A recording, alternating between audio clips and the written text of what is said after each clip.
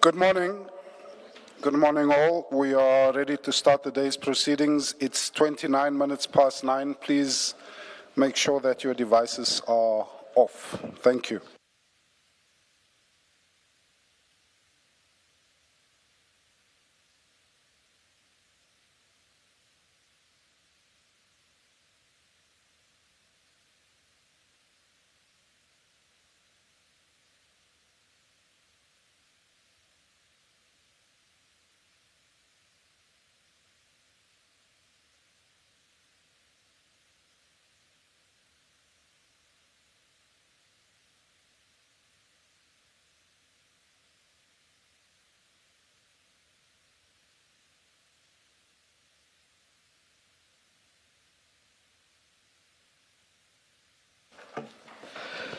Good morning, Mr. Chaskalson. Good morning, Dr. Skuman.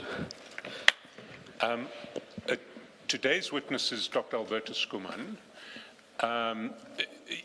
He is going to testify about flaws in the existing asset disclosure regime and possible reforms to that system that might assist in strengthening the capacity of the SAPS to resist infiltration by organized crime.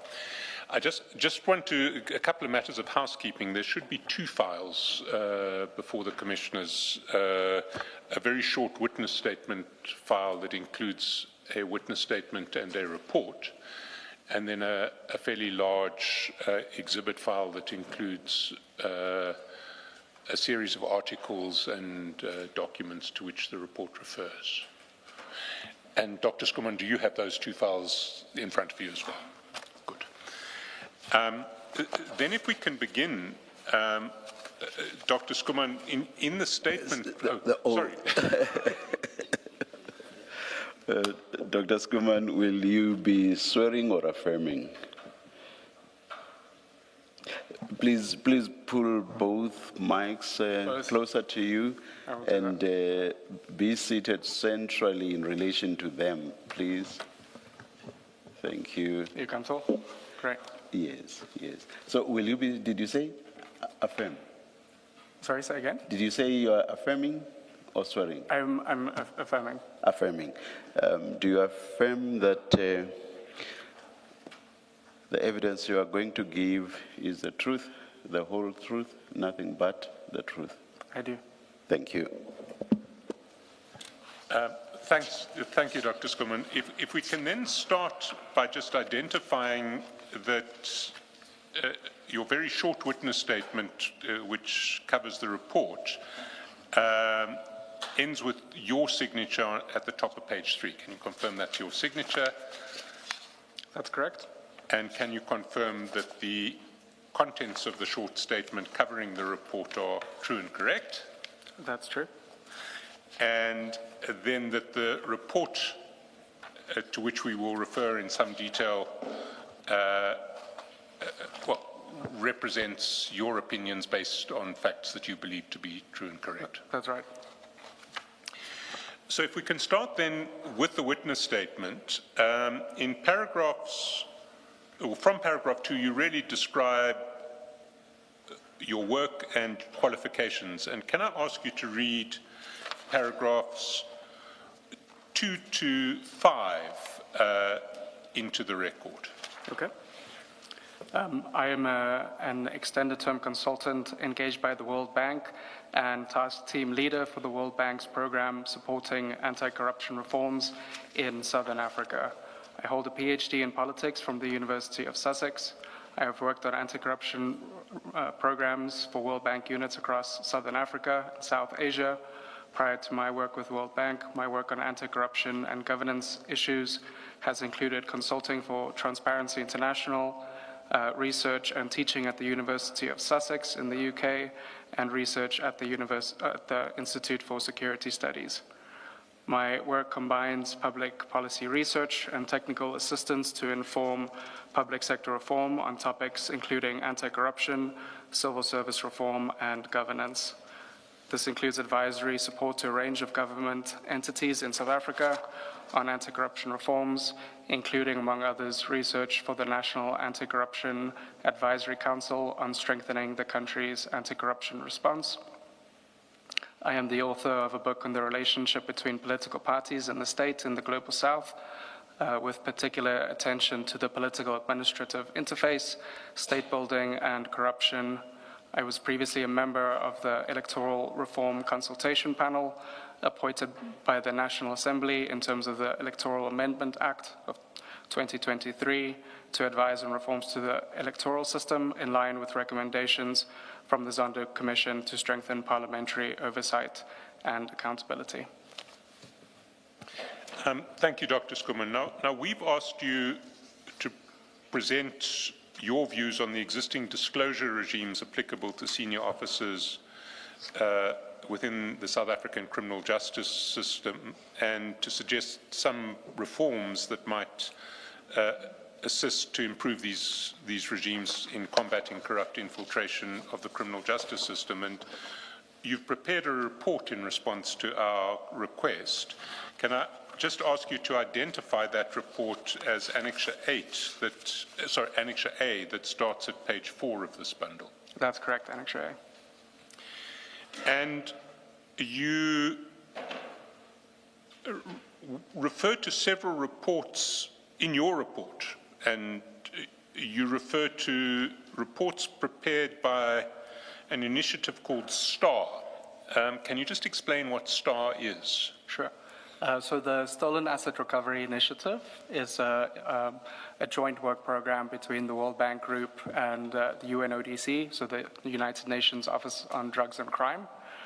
Together they work on a lot of issues around anti-corruption and money laundering, one of the issues being on asset disclosures and declarations. And so a lot of the work that we've done in South Africa around understanding and analyzing the financial disclosure system here is based on their work, and I've worked very closely with the colleagues within the STAR initiative. Thank you. If we can now turn to the report.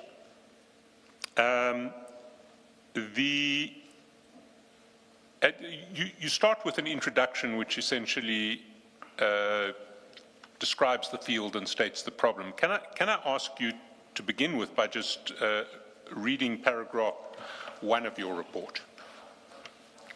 Paragraph 1 says, collusion and conflicts of interest are at the heart of the issues investigated by the Madlanga Commission. Testimony before the Commission reveals systematic conflicts between the duties of public officials and their personal interests, where beneficial relationships with criminal actors have taken precedence over official duties. This includes the abuse of positions of authority to intervene in and obstruct investigations, the disclosure of confidential information to criminal actors, and the manipulation of procurement processes to direct contracts to associates, each underpinned by an expectation of reciprocal benefit, whether in the form of gifts, payments, or gratifications channeled through family members and private business interests. So would it be fair to say that there are really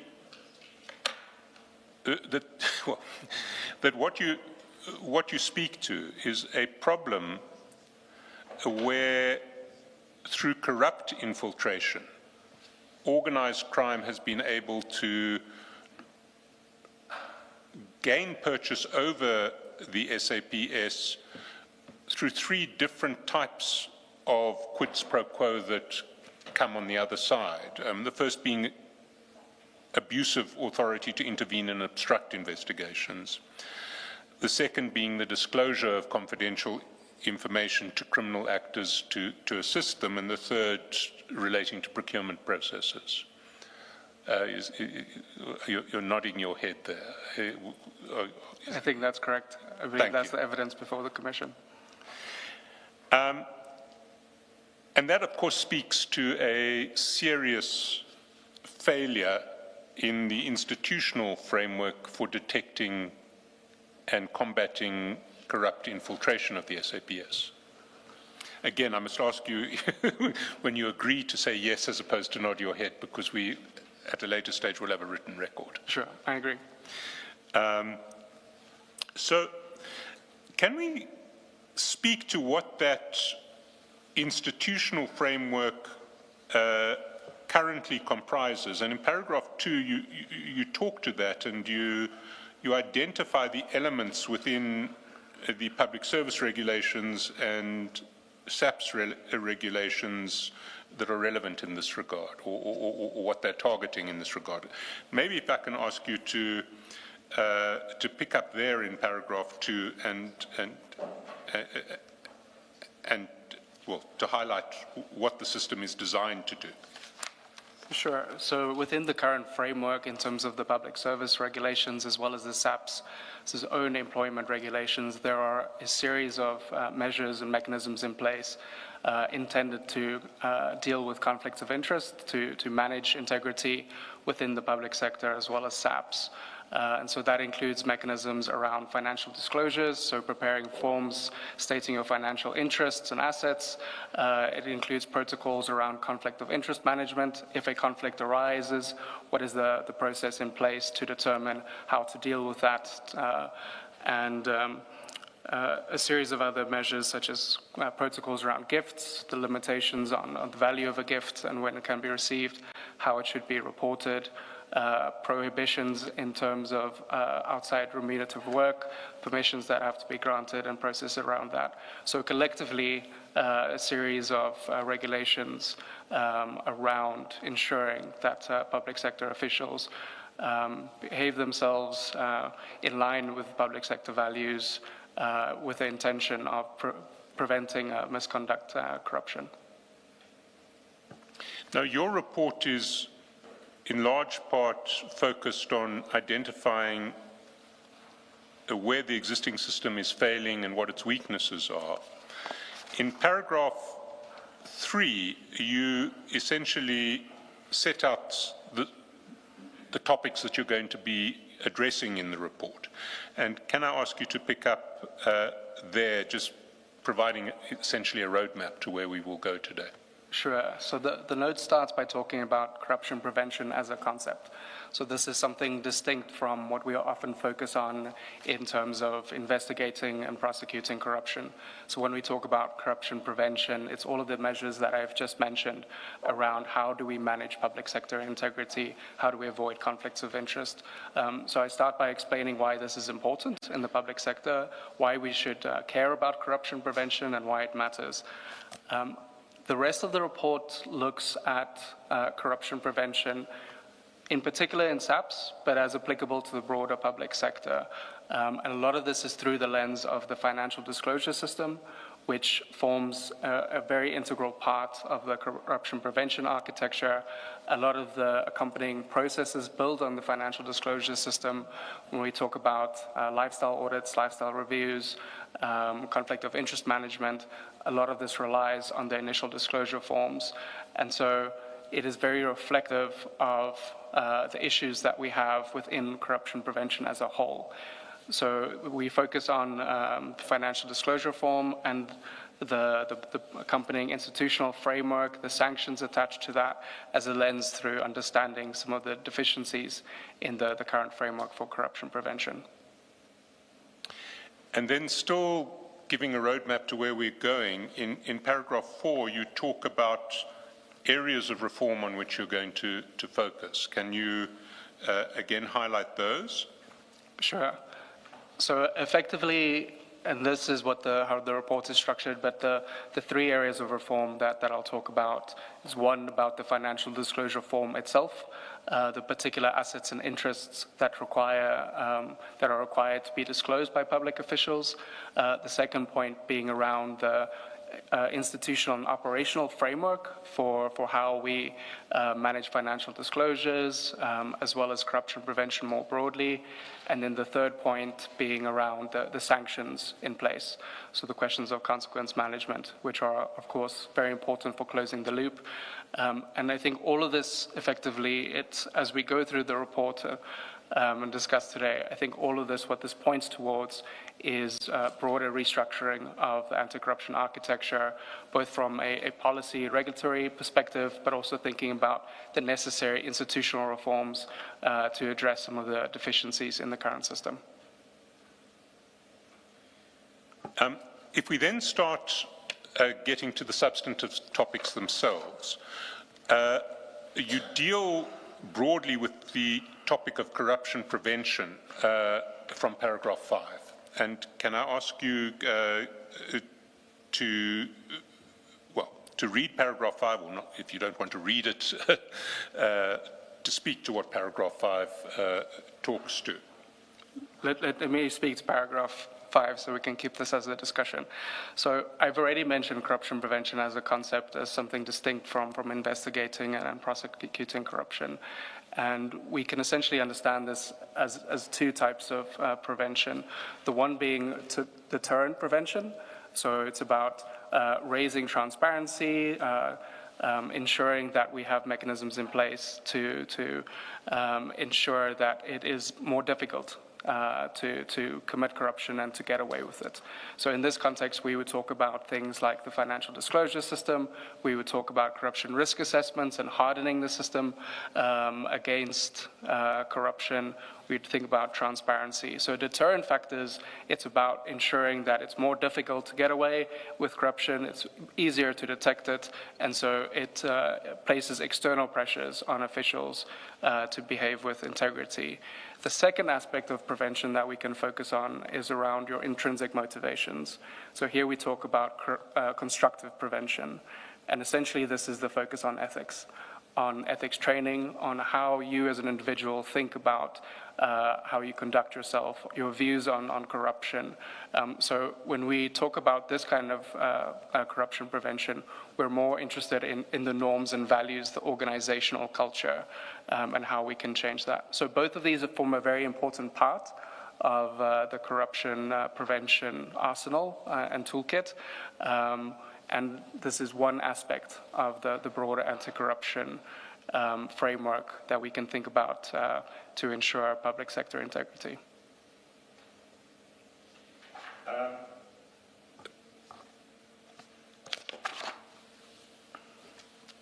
You identify the regulatory framework governing corruption prevention in South Africa with reference to the SAPS in paragraph 6. But you make the point in paragraph 7, which I'd like us to dwell on, that one needs to look at the implementation of the framework, and one needs to look at how SAPS itself perceives the way in which it's implementing its framework. And you refer to the annual reports in 2023-24 and 24-25.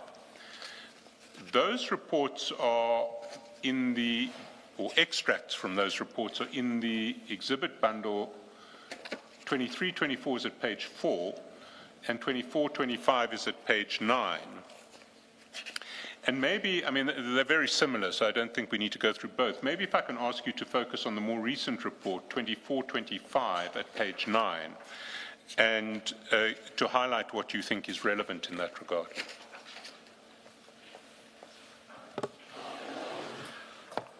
Sure. So page 9 of SAPS's annual report speaks to the mechanisms, their internal mechanisms for reporting fraud and corruption, and how they deal with these issues. And there's a particular section, a table there that deals with prevention, and they mention the measures carried out by the Risk and Integrity Management section. They mention ethics workshops, minimum information security standards, the disclosure of financial interests, restrictions around applications for additional remunerative work.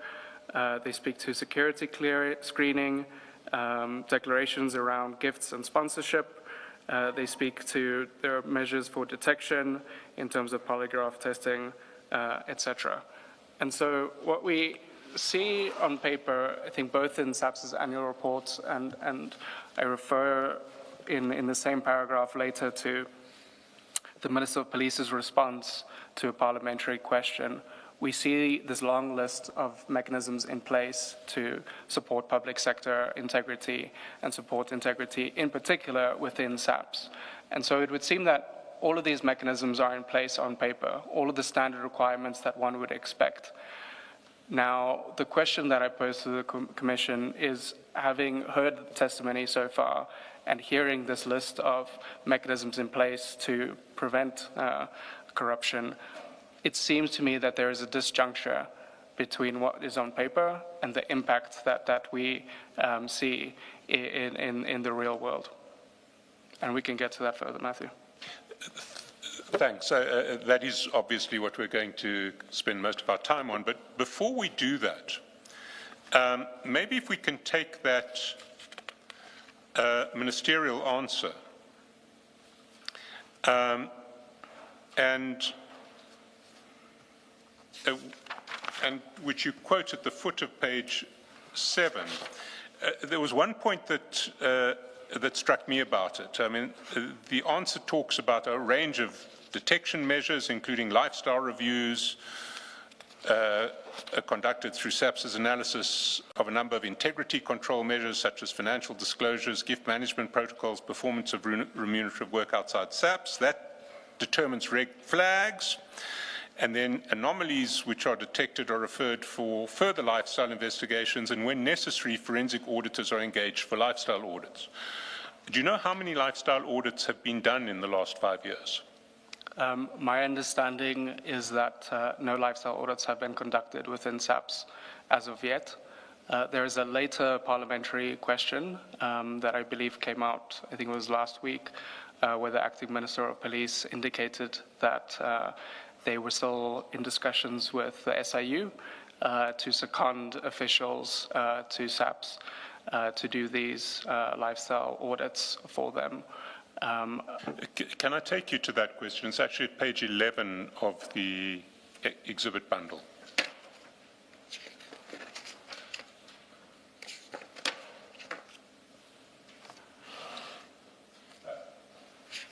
Sorry, page 78. I've got the wrong question. Page 78.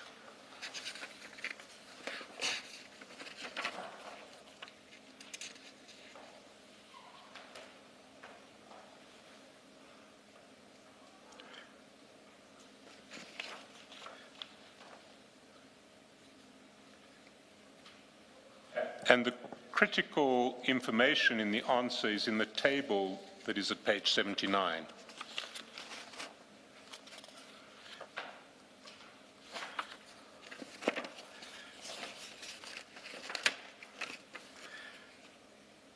Sorry, Matthew, could you repeat that?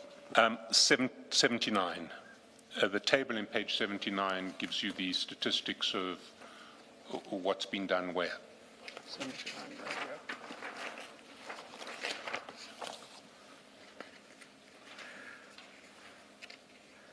Sure, so that's correct. So before we go to the schedule, should we not actually read the question onto the record, the question itself? Yes, Chair, that makes a lot of sense. Can I ask you to read what the question was and what the answer is, so we understand what the Minister was answering? So the question was whether any lifestyle audits have been conducted on senior leadership within the South African Police Service in the past 5 years. If not, why not? If so, what A, audits were conducted, B, ranks were subjected to such audits, and what were the outcomes of the specified audits. The second part of the question is whether the SAPS has approached and or engaged the Special Investigating Unit or any other external body to conduct independent lifestyle audits of senior police leadership. If not, what is the position in this regard? If so, what are the relevant details? And maybe we can start with the answer to 1A. Page 78. So on page 78, it says that lifestyle assessments, including reviews and investigations, were conducted within SAPS. And I think this is important to be specific about, that reviews and investigations are separate from lifestyle audits. At a later stage within the report, I explained the difference, but effectively what SAPS has currently performed is just the reviews and investigations. And in one, is subparagraph A underneath one, I think your point is made, albeit Yep. in the fine print, as it were. So it says, based on the lifestyle investigations conducted for senior management service members, no cases escalated to full lifestyle audits during the period under review. And the period under review in the question is the past 5 years. That's correct. Dr. Skuman, may I just understand, what is a lifestyle review and what's a lifestyle investigation? So a lifestyle review is something that is conducted by an ethics officer within an A-line department. So a review is based on the financial disclosure form. It looks at the assets that an official has reported. It compares that to an official's income, and they determine whether they believe that is consistent. If it's not consistent, they can refer that to the head of department for a lifestyle investigation. Now, this is the next level of assessment. The lifestyle investigation would be conducted by an investigator, so somebody who would have a bit more expertise in conducting these kinds of investigations. This would look at additional sources of information to determine whether there is potential unexplained wealth, to determine whether an individual might be receiving income from potentially nefarious sources or corrupt sources. So the lifestyle investigation, that would include looking at bank records, that then goes into looking at a person's qualifications. It would look much greater scrutiny of the form and trying to back up what is there, and potentially looking to see if a further kind of criminal investigation would be warranted. And how does an investigation differ from an audit? So an audit would be the next stage. An audit is once you involve a certified auditor, and so they would apply forensic audit techniques. So a lifestyle audit would essentially be a more sophisticated type of investigation being conducted. Thank you. Now, in your answer to Commissioner Baloy, you've essentially anticipated what you say in paragraph 9 of your statement on page 9. Is there anything further that you would want to highlight in relation to the distinction between lifestyle reviews, lifestyle investigations, and lifestyle audits? I think one of the things that we haven't discussed in depth in terms of the response is that within SAPS, every year there have been these lifestyle reviews conducted. And some of them have led, in very few cases, to lifestyle investigations. In each case, they have been cleared. And I think this is an important part of the story to tell, that these are being conducted at the lifestyle review investigation process, but not necessarily turning up any results. And so I say on page 9, at paragraph 9.2, between financial year 2021, 2022, and 23-24, no SAPS officials were referred for lifestyle investigation. In 24-25, 5 of 823 SMS members underwent lifestyle investigations, and all were cleared. And you make the point in paragraph 9.3 that the final stage, lifestyle audits, involves a cost. Can you amplify that? Because that may also explain part of why they don't happen. Sure. So as I mentioned, the lifestyle audit framework, so to speak, that escalates from reviews to investigations to audit, it includes varying degrees of specialty. So initially we start with ethics officers. These are often more junior officials. They're not necessarily specialized investigators. Your lifestyle investigations would ordinarily be conducted by an investigator within the department. So in terms of the minimum anti-corruption capacity requirements, so this is a directive from Cabinet which requires every line ministry to include an internal investigation capacity. This is not always something that is fully functional. In many cases, line ministries don't necessarily have all of the capacity they need to conduct such investigations. When it comes to the lifestyle audit process, this is a very particular skill set as it requires auditors. So this is beyond your potential. You might have internal auditors within your department, but it is not something that they would be conducting, these kinds of audits. And the lifestyle audit framework established by the Department of Public Service and Administration specifically states that lifestyle audits should not be conducted by internal auditors. So in the current framework, in lieu of this internal capacity to conduct lifestyle audits, what is happening is that departments are outsourcing these audits. So they would get an external company to conduct these lifestyle audits for them based on the financial disclosure records, or they would enter a secondment arrangement with a special investigating unit. How this works in practice is that these SIU officials are seconded to the department and effectively no longer function with the SIU's powers. So they are functioning as if they were a departmental official. What that practically means is that they no longer have the same mandate, access to resources that they would ordinarily have as an SIU investigator. And so one of the challenges, I think, within the current framework is both the powers related to the lifestyle audits, because this is a question of access to financial records. In the current system, to conduct a lifestyle audit, you would rely on the auditee, so to speak, the declarant, the individual under investigation, to submit their own financial records to the auditee. The challenge with that being is that somebody could very well hide some of their bank records. They can determine what to send somebody. If you have an authority with access to financial systems, they would much more easily be able to see the full scope, the full range of accounts with financial institutions.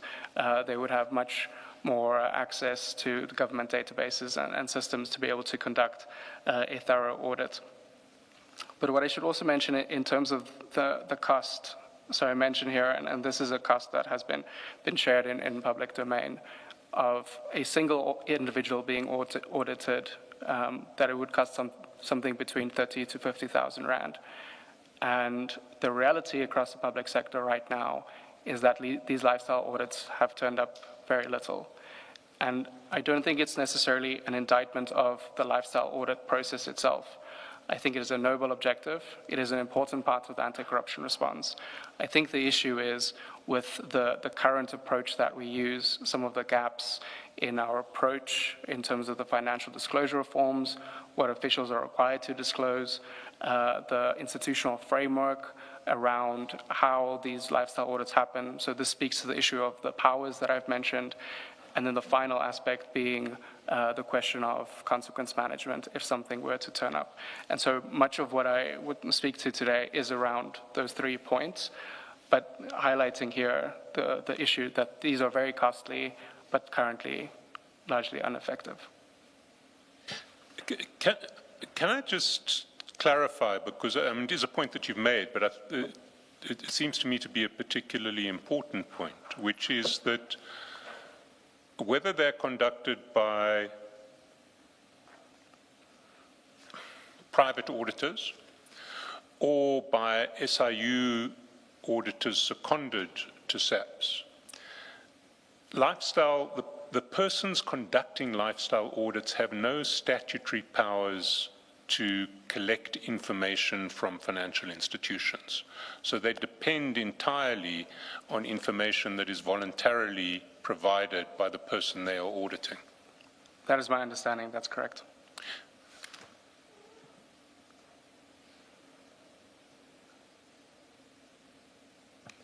And At the moment, the system only reaches this lifestyle auditing stage after it's gone through, after a red flag has been triggered below it. There's no system of random auditing that takes place. So the expectation with the escalating audit or lifestyle review process is that you start from the baseline of the initial review to turn up red flags. It goes for further referral for more in-depth investigations. And so this would, if there are suspicions in a particular case, this would escalate to the lifestyle audit phase. Within the current context where there are a lot of concerns around corruption and misconduct within the senior management service, what a lot of entities have opted to do is to go straight to the lifestyle audit process, to have blanket lifestyle audits for the senior management service. In some ways, I think in international examples, this is irregular. It wouldn't be normal practice to conduct blanket lifestyle audits.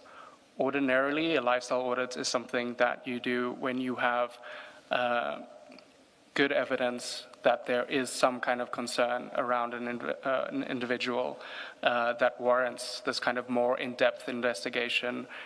In many cases, a full lifestyle audit in other jurisdictions would include speaking to their associates, determining, who they have business dealings with, doing a much more thorough investigation.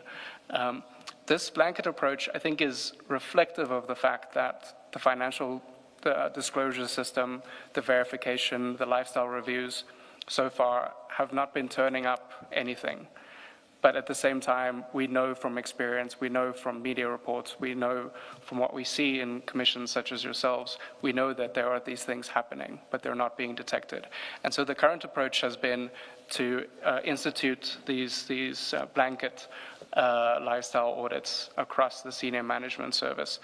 But as the advocate mentions, what you'll find in many jurisdictions is that the lifestyle audit process is more driven by good evidence of a particular case where you might want to do a much more in-depth investigation or to conduct random verifications, random audits to keep people on their toes and to potentially detect misconduct. Now, when you talk about the senior management service and lifestyle audits across the board, you're talking about the public service generally, not SAPS, because we've seen there have been no lifestyle audits at SAPS. That's correct. So the parliamentary question we referred to earlier, I believe it's at the end of the question. I think it's on page 80 to 81.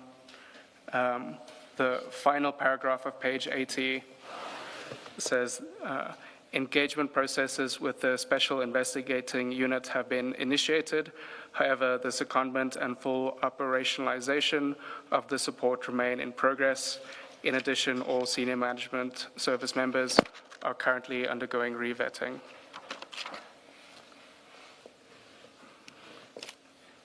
If I can also point to the paragraph in the middle, just below the table, it's highlighted with a 2.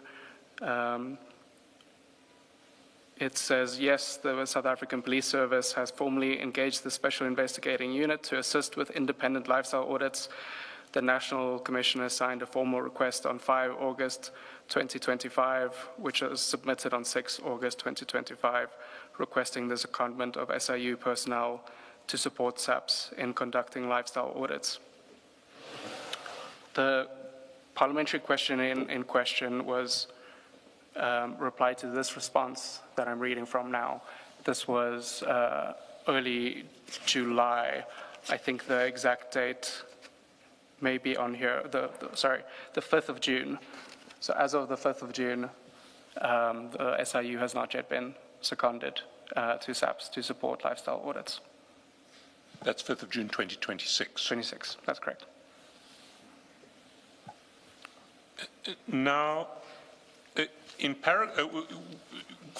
we're going to get in due course to the problems of the disclosure form at the root of the problem. But before we do that, you make an important point in paragraphs 10 to 12 about the limits of,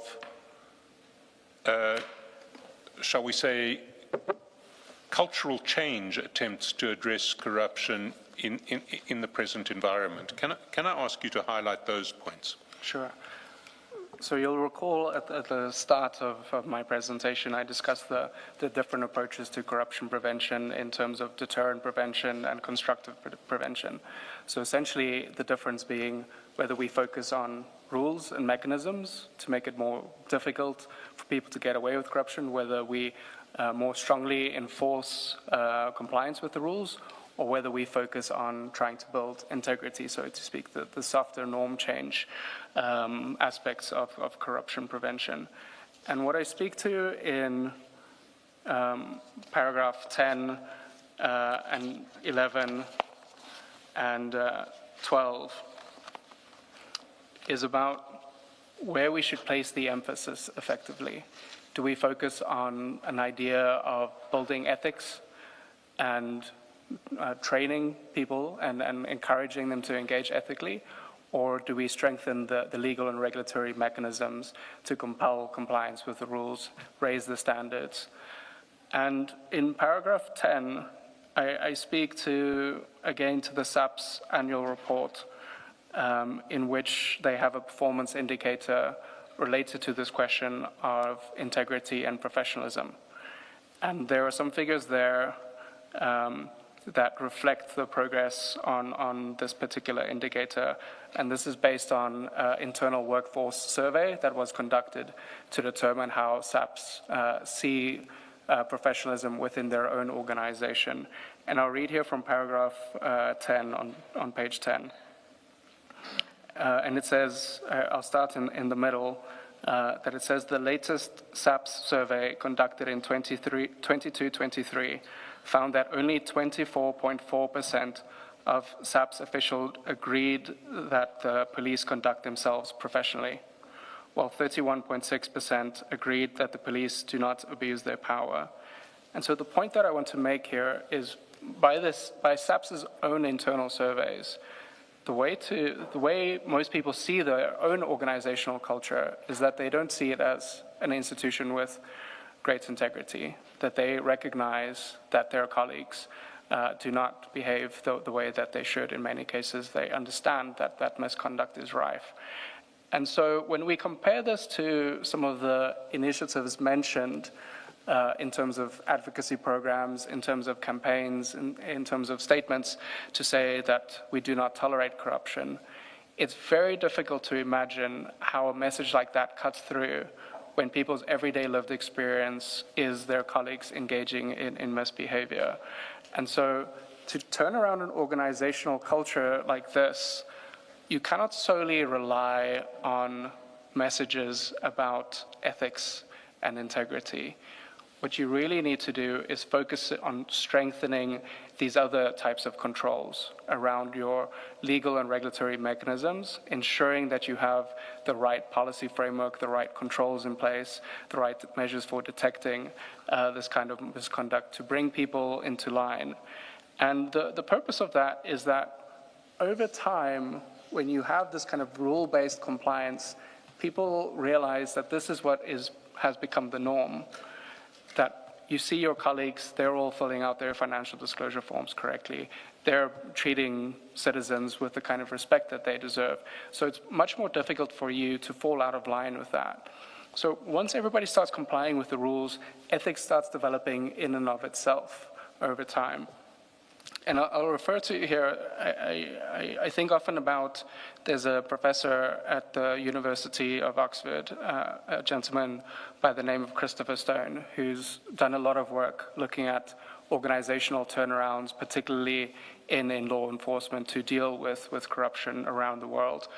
And he always makes the argument that what you find in most organizations is a large middle group of people that are neither extremely ethical nor unethical.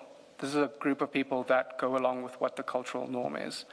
They will turn a blind eye towards misconduct because they don't want to get involved. They will follow the rules and behave ethically because that is what is required of them. And so he makes the argument that to switch the organizational culture, to win over this middle that you can be persuaded, it's about these types of mechanisms to bring integrity back into the norm through rule-based following. And that is the kind of approach that I think that South Africa should be focusing on, I think particularly within SAPS, but as the broader public sector as well, to restore ethics, to not just focus on issues such as training and promoting ethics, but really thinking about the types of controls that are in place to enforce discipline and ensure that there are consequences for misconduct. Before you proceed, this survey that you speak to, that you've read here, what does it measure? Does it measure financial behavior or just generally the corruption in general, professionalism? What exactly was it measuring? So I don't have the exact question that was posed. This comes from the SAPS annual report. And so I've used their particular wording around the percentage of officials that agreed that their colleagues, the police, conduct themselves professionally and ethically. That was the question from the SAPS report. Thank you. And just to amplify the point that you have been making, that you need a system that properly enforces rules if you're going to win over this middle ground that you speak to. Can I ask you just essentially to read paragraphs 11.1 and 11.2, which really speak to why that's necessary? Sure. So 11.1 says, where corruption is embedded in institutional culture, ethical appeals tend to fall flat because the system itself rewards corrupt behavior and punishes those who resist it. The next paragraph, an individual with strong personal ethics operating inside a structurally corrupt system is largely powerless, lacking the necessary institutional framework to support ethical behavior and facing continued pressure to turn a blind eye to misconduct. Both the Zondo Commission and evidence before the Madlanga Commission provide such examples of ethical officials under huge pressure and constant harassment from colleagues engaging in misconduct.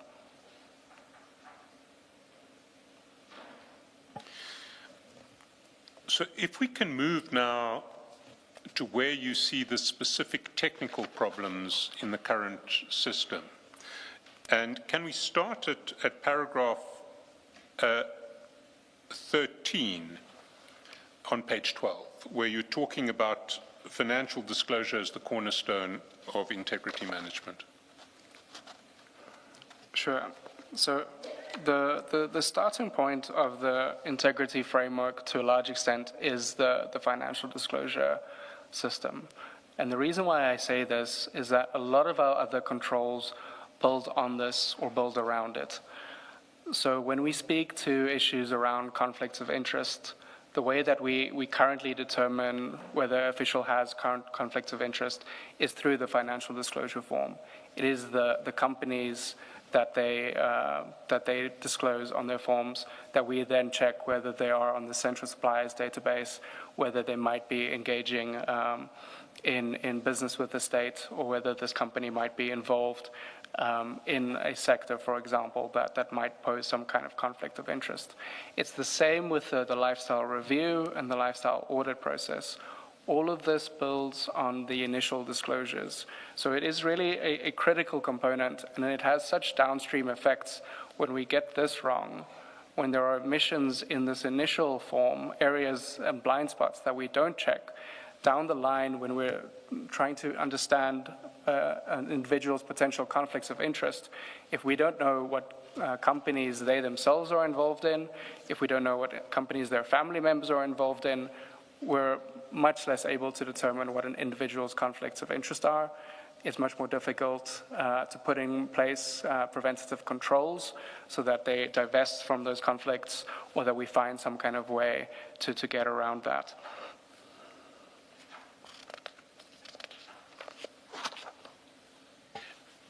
And then in paragraph 14, you start detailing some of the problems that you see in the current disclosure regime. Well, paragraph 14, you just make the point that there are different disclosure regimes across the public service generally. But in paragraph 15, you identify what you see as the design deficiencies. And can you highlight these? Sure. So let me start with paragraph 14 because I think it's an important point to make. I have been speaking a lot about a financial disclosure system as if it is one framework within South Africa's current institutional context. The reality is that there are many different disclosure frameworks. The members of parliament have a distinct framework where they are required to disclose their interests. The executive has a separate framework in terms of the Executive Ethics Act. The judiciary has a separate framework and requirements in terms of the Judicial Services Commission Act. Local government has a different framework, both for councillors as well as officials within local government administration. And so effectively what happens is that you have inconsistent standards across the board, that some people are held to higher standards maybe, others are required to disclose less, or their disclosure forms are not publicly available. And the effect of this, I think, is that both that you have inconsistent standards, but also that the kind of capacity that one needs to have a functional system of verification and follow-up investigations is effectively dispersed across all of these various institutions. And it leads to a lot of inefficiencies. And part of the issue is when we talk about investigations, one of the clear challenges that we know that we have, that there is in South Africa, is around investigative capacity. We see some of the challenges with the speedy investigation of cases.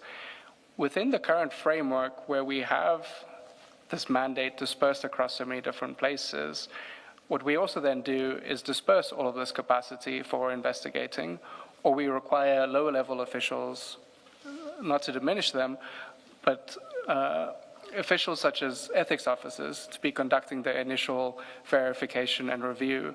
And this is a function that they might not necessarily be specialized in.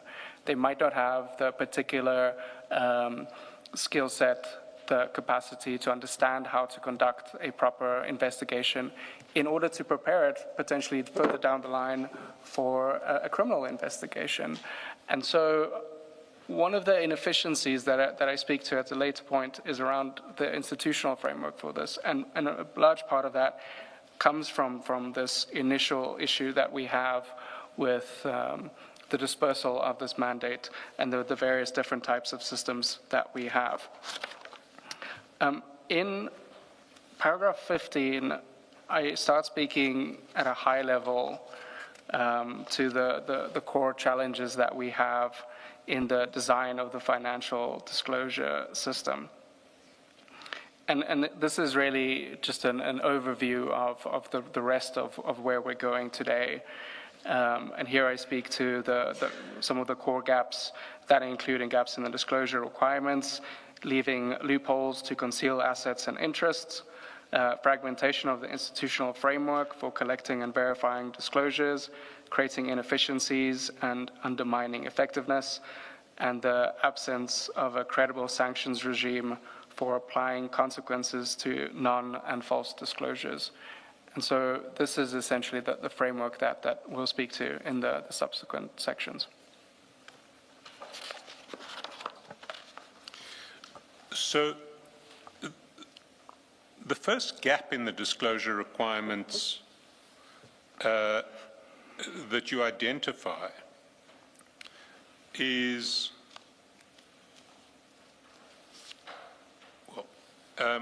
paragraph 17, where you talk to the exclusion of family members from disclosure obligations. Can you highlight that? Sure.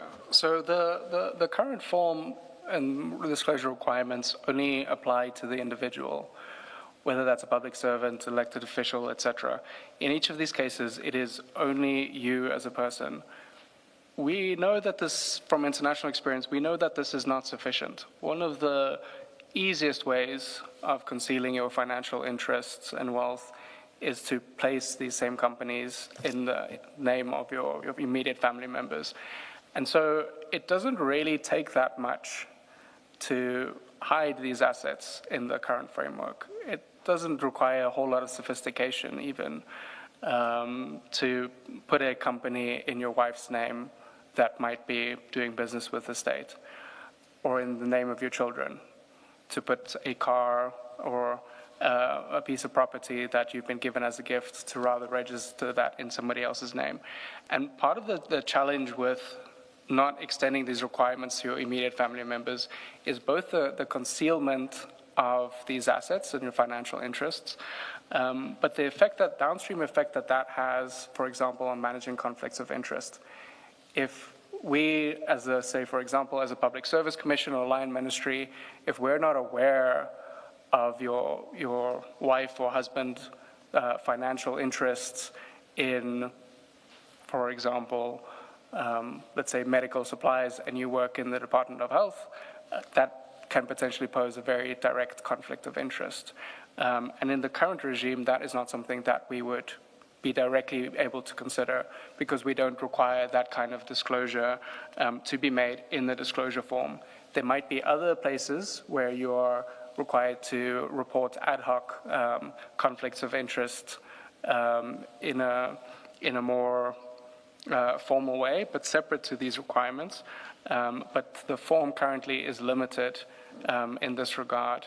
And I mention this also because this is, as I've said, a very, very common issue that you see internationally. You see it locally as well.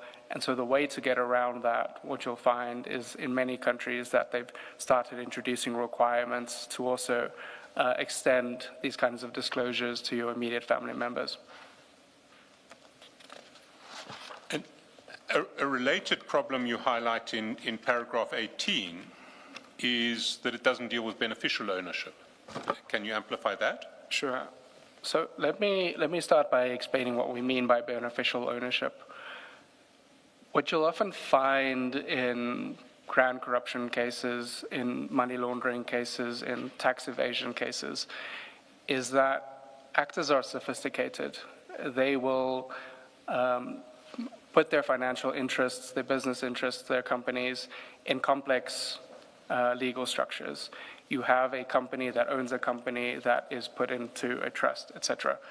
And so this starts blurring the lines when you're an investigator, and starts making it much more difficult to determine who ultimately benefits from this asset or this company, who has direct control over it. And so commissioners will remember over the last few years, South Africa has been working on leaving the grey list in terms of the anti-money laundering requirements and the standards set by the Financial Action Task Force.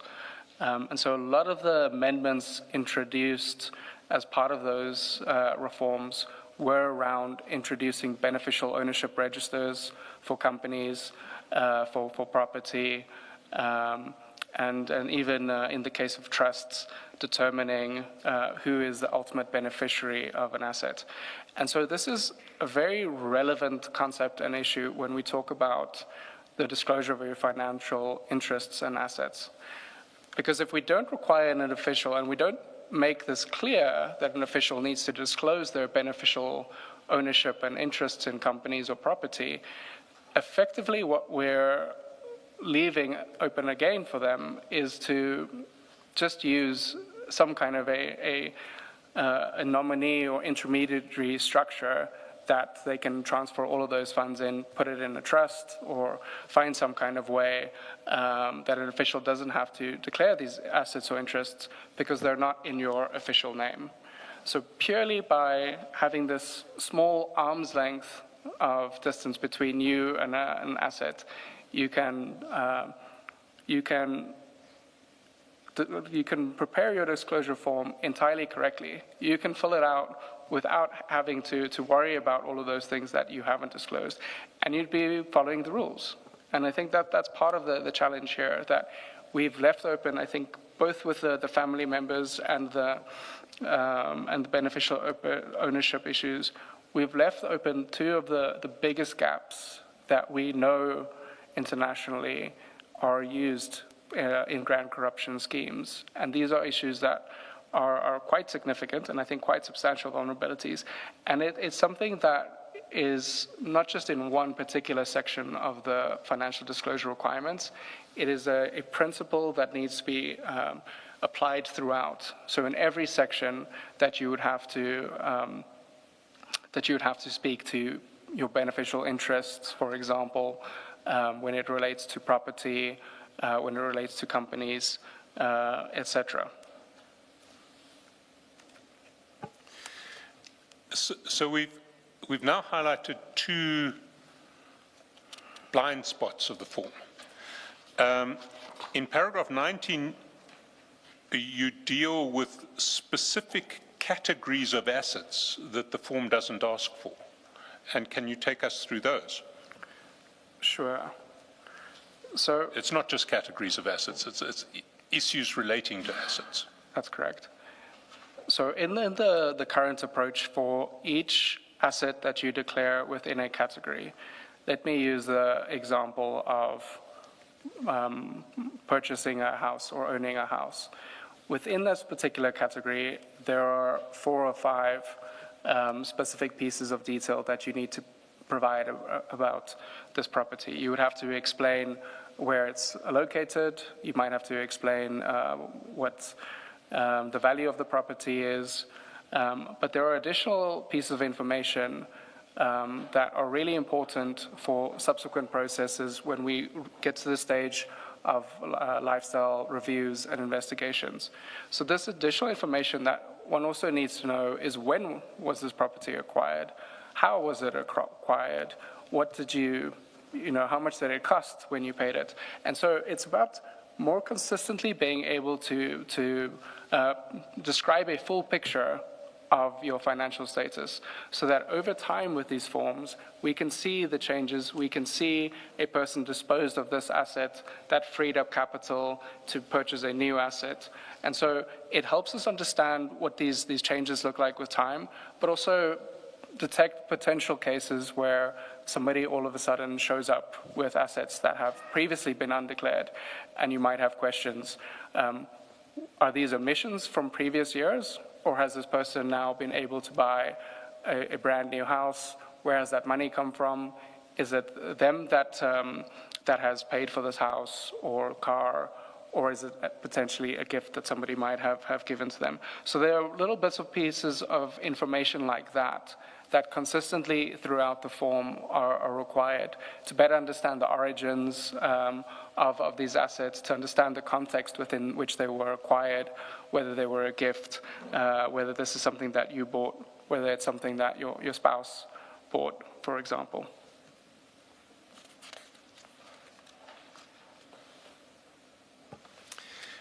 Then moving on to the next category, which I anticipated, which is types of assets that fall outside the scope of the current form.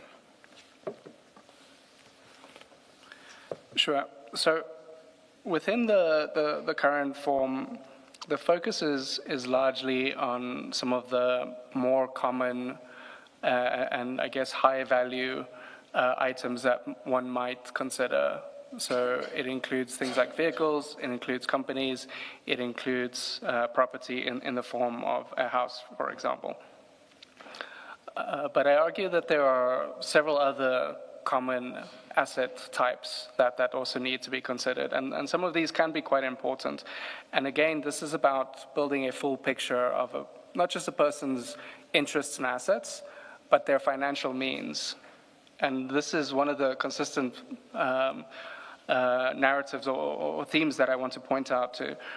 Across the form, what we need to do and what we need to be able to do is understand the kind of flows of an individual's financial status, of what kind of wealth is coming in, where is it going, where is it being spent. So some of the assets that I mentioned that currently are outside of the scope of the form, this includes high-value movable property other than vehicles. So, for example, things like jewelry, precious stones, livestock, and other similar high-value items that might hold quite significant value, but might not necessarily be disclosed and are not required to be disclosed. The second point is around virtual and intangible assets. And here I particularly mean cryptocurrencies or other kind of digital tokens that can often hold substantial value. And in many cases, this is an asset that is extraordinarily easy to transfer, both between individuals, across borders, and can hold a huge amount of value, and is not something that we would currently be considering in the framework. The third point that I make is around monetary assets. So here I mean cash on hand that you might have, say for example in a safe. It means your bank accounts, being able to, in your financial disclosure form, not just say I own 2 cars and a house, to say I own 2 cars, a house, and 2 million rand in a bank account, for example. Having that level of detail is important for understanding the origins of assets down the line, for understanding people's financial means when they acquire new assets. And so, again, this is part about understanding the full picture, understanding changes over time. And then I also raise a point around the form currently focuses on, it's a new section that was added, I believe, in the last amendment in 2023 that introduces a section where an individual must report any liabilities, so loans that they owe somebody. What you also need to understand is money that is potentially owed to an individual, so loans that they may have given out. So that's relevant both for the question of understanding a person's financial means, their sources of income, and what's happening there, but also what kind of relationships they might have to other actors and their associates.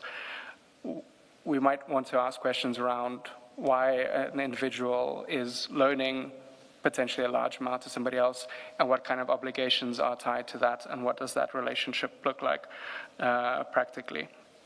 Dr. Silman, how do these forms treat, it's a modern phenomenon where something is neither an asset nor a loan in the true sense, but a public official has the right of use of an asset, either a house or a car, that belongs to somebody else. How do the forms treat that? Because it's not a loan to you, it's not an asset registered in your name, it belongs to a shady third party who purchases it in their own name, but you have access and right to use it as and when you please. Do the forms deal with that, and how do they deal with it? So it's an excellent question, and this relates to our definition of beneficial ownership.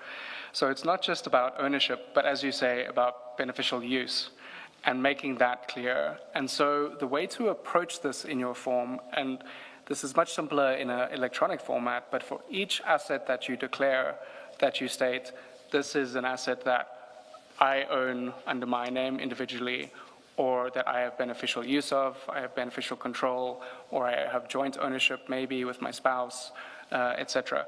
And so this deals with that issue of beneficial use. And so with something like this, you'd have to very clearly establish what the requirements are.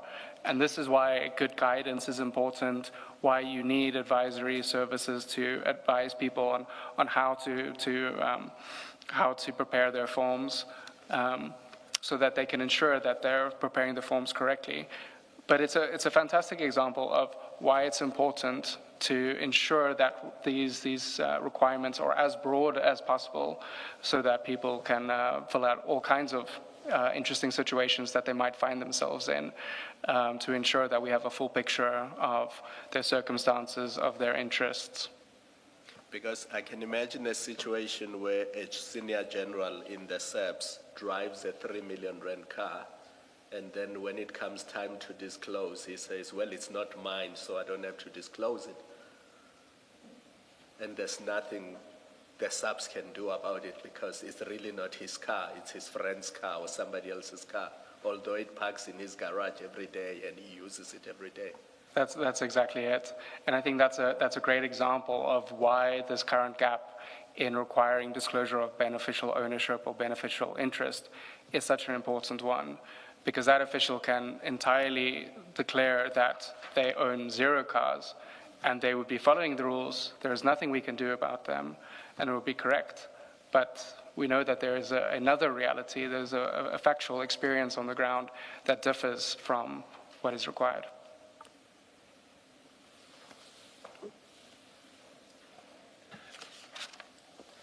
The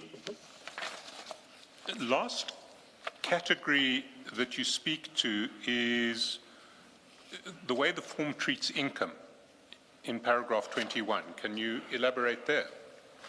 Sure. So I've spoken to this a little bit in terms of how we need a kind of constant narrative throughout the financial disclosure form to understand the origins of each asset, when it was purchased, what its value was at purchase, but also in many cases when it was disposed of, because this is about understanding the individual's kind of flow of financial means and what this looks like over time. So when I speak about income here, we're not necessarily talking about this in the same way as an accounting practice of saying this was the revenue this year, this was the expenditure. We need to understand things like taking on a loan is a type of income, right? Because that extends to your financial means. And so having a consistent view of what money is coming in and where it's being spent, this then feeds into the downstream processes on the lifestyle reviews, on the audits, and understanding what kind of lifestyle somebody is living. So to speak to the question of beneficial ownership as well, and somebody potentially having a new vehicle or property showing up on their declaration, for us to be able to credibly question the origins of, say, a vehicle or a new piece of property, and whether an individual paid for that themselves, we would need to know whether they had that financial means to begin with. If this year, all of a sudden, they have a new property that they didn't declare last year, is it because they've disposed of some assets that has freed up cash? Is it because they have a large amount of money in a bank account that has been lying dormant, waiting to purchase this new asset? So again, it speaks to the kind of understanding of the kind of constant flow over time of income and expenditure. And so it's in part, it's reflective of the current approach that I criticize, that our current approach in the financial disclosure form is essentially a list of assets that one owns. It is not intended to understand these changes over time. It's not intended to understand the additional kind of interest that somebody might have. And so some of these changes that I propose, and this is based on good practice internationally, it's about strengthening the downstream processes, about having the necessary information available to detect potential anomalies and to support the kind of investigations that we need at a later stage. Now, a question that sort of comes to my mind is, I can see the logic of everything that you're saying about the needs to improve the substantive content of the disclosure form, to have a disclosure form that will give you much more useful information. But one needs to strike a balance between the utility of the disclosure form and making disclosure requirements so onerous that they are incredibly difficult to comply with, and that, I mean, in an extreme case, they may drive people away from the public service, but even in a limited sense, if you make a form so difficult to comply with, the capacity to say, well, you know, I didn't actually understand, I had to do this or I had to do that, presents a defense when you start taking action on the basis of non-disclosures. What's your response to that? Sure. And I think this is an important question. I think you do have to find a balance between kind of ease of use and ensuring that people can effectively comply with the requirements. But you also want to be as wide as possible to find cases of people engaging in conduct that they shouldn't and having interests that they shouldn't. And I think what we need to understand is when one is filling out these forms, in many cases, you wouldn't have much to report in all of these categories. I mentioned, for example, virtual currencies. Many public servants probably wouldn't have to worry about filling out that section of the form because they, for example, don't hold Bitcoin. And it might be the case in many of these sections. 80% of your public servants will probably only have to declare 2 or 3 categories of information. It would be your house, it would be your car, maybe your bank account if we extend it to that. And that is probably your average person. And I use the example often of thinking about when we submit our e-filing for SARS. There are, I don't know, 20 different forms of income that we can report. Most of us only have to do a few sources of income. And it's the exact same concept that in many cases you wouldn't necessarily have to worry about all of these other categories of assets to declare or all of the complexities, because most individuals would have a very normal, very standard, straightforward profile. Where this really matters is the complex cases, is the difficult ones, where people are trying to engage in funny business, trying to get around the rules. And that's why it's important to have a form and disclosure requirements that are as broad as possible to ensure that the net is wide enough to capture those types of cases. But for most declarants, it would be a relatively straightforward process. And the next section speaks to the e-disclosure system and digitization.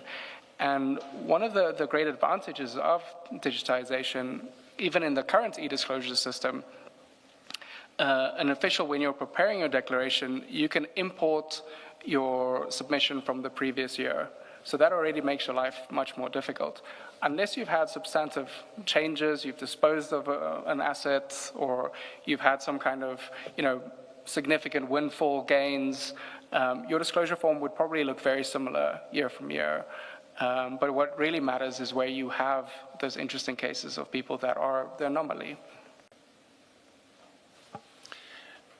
You said makes your situation much more difficult. I think you wanted to say makes your situation much more easy in relation to the e-disclosure form. You're just importing. So essentially, if I understand your evidence, what you're saying is that if a comprehensive form is introduced, in most cases, it's not going to affect public servants because most public servants have a very limited range of income and assets that need to be disclosed. It's important to have the complicated or the comprehensive form because you need to have enough information to catch people who are essentially making unlawful income and hiding it.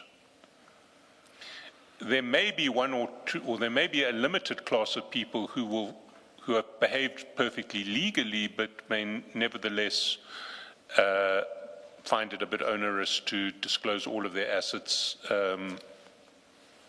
for reasons unrelated to corrupt income. But with an e-disclosure system, that's a once-off onerous, for the most part, that's a once-off onerous process. You'll just import everything thereafter. And it's only if there are dramatic movements in your assets and income that you need to disclose that it's going to be an ongoing problem, and those cases are going to be few and far between. Yeah, I think that's exactly right. I think for most people, for most categories, you would just say nothing to declare, and you can move on to the next one. If you have this system where you can import information from the previous year, I mean, how many houses does a person buy in their lifetime? This is something that should be relatively consistent. And so extending the form to requirements like beneficial ownership, most civil servants, I imagine, are not engaged in situations where they have some kind of a complex legal structure to hide their financial interests or their company interests. And so something like that wouldn't necessarily impact most people substantively. Can you then, we'll now get to the e-disclosure system, and can you take the Commission through what you say in paragraph 22, which explains what the system currently does, and then get to the deficiencies in the system? Sure. So the e-disclosure system, in many ways, in its current form, is purely replicating what you would have on a paper form, but just in a digital format. You would have, in your regulations, you would find specific tables that say, for example, under immovable property, you would say, this is the address of my place, this is what the value is, etc. That would be exactly replicated in the digital space. And the challenge I argue with that is that there's a huge amount of untapped potential in using this as a data source for understanding how these assets interact with one another, for comparing across profiles. So, for example, one of the things that you can do with an e-disclosure type system, and this is something that is performed in other countries already, is to aggregate across all of the asset categories, to do that initial lifestyle review automatically, to be able to determine, it's a very straightforward algorithm. These are all the assets that have been mentioned. This is their value attached to them, and this is why the income and value questions are so important, so that you can build that initial financial profile. You can import a person's salary from the payroll system. You can have an automated system that determines whether this checks out. From year to year, you can have these kinds of comparison to say that we know last year this person didn't have a BMW. This year they have a BMW. Does that make sense in terms of what has been disclosed, knowing what their annual salary is? And so that kind of automation and kind of algorithmic risk analysis can do a lot of the initial legwork that we're currently relying on for ethics officers to do. And there's a huge potential to free up those resources and to rather focus your human resources on investigating the anomalies, the strange cases. And so I think there's a significant potential if we were to effectively change the approach of the e-disclosure system to think about all of this information as structured data, so that we can compare across years, we can compare across an individual profile, but also across categories of declarants. So for example, if you were to look at civil servants on level, say, 11, you would expect a relatively similar financial profile for most individuals. They earn the same amount. You maybe want to take into account how many years they've been at that level, or figures like that. But you would have, generally, most people would fall in a very similar bucket, similar financial circumstances. Within that context, if you find an individual that has, 2-3 times as much wealth, as the person who works in the office next door to them, you might start raising questions like that. And something like this is potentially quite difficult to do manually. If you, as an ethics officer, are reviewing, say, 800 disclosure forms within your department, I doubt you would be able to remember everything and to manually be able to go through those forms and to make that kind of comparison. And so I think it's one of the important benefits of a digitized system that is currently unrealized. So one of the functionalities that the system has currently is its integration with the National Traffic Information System, the Companies and Intellectual Properties Commission for your company's data, and the Deeds Office for property. So it's an important starting point to be able to verify what a person has disclosed and what are on the official records, to determine whether the two of those add up, right? Currently, it's not automated, so this information is pulled into the e-disclosure system, and then the ethics officer themselves will have to look, the person declared this, on the official records we have this, and then determine whether this is correct. Again, this is something that can very easily be automated and immediately throw up red flags if there are these kind of discrepancies. Yeah, I think that covers most of the issues. Can I just highlight one point that I think you made, but I just want to clarify I didn't misunderstand you. You said earlier that in the e-disclosure system, it will automatically populate all of the line items with your last year's disclosure. But if I understood you just now, you were saying what the system doesn't do is flag discrepancies between this year's disclosure and last year's disclosure. So it has the information, but it doesn't do the automated comparison. That's my understanding, that's correct. So unless an ethics officer or an official from the Public Service Commission that's reviewing these declarations and doing the verification, unless they were to go to an individual's previous year's disclosure, the system wouldn't automatically pick that up. The only red flags that they currently have in the system is around other remunerative work and gift declarations.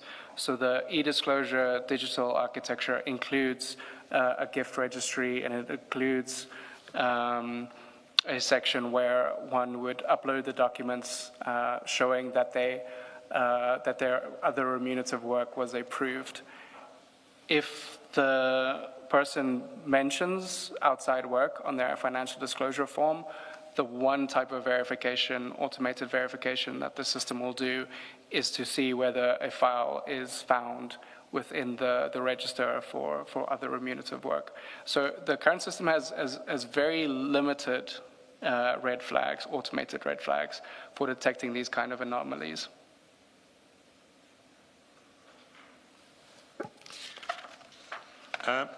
Then the next point that you make in relation to deficiencies in the current framework relating to disclosure is the absence of public access to financial disclosures. That's paragraph 24. Can you explain, can you explain the logic of your highlighting this point? Sure. So I think one of the things we have to recognize in an open democratic society is that civil society is a fantastic resource for public accountability. And making these kinds of disclosures public has enormous potential to support the verification process.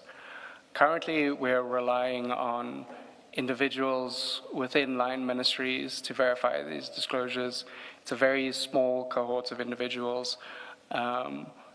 But if one were to make these disclosures publicly available, immediately you have much more public interest. You have civil society organizations that would be supporting the verification process themselves. And this has the potential to turn up, for example, complaints.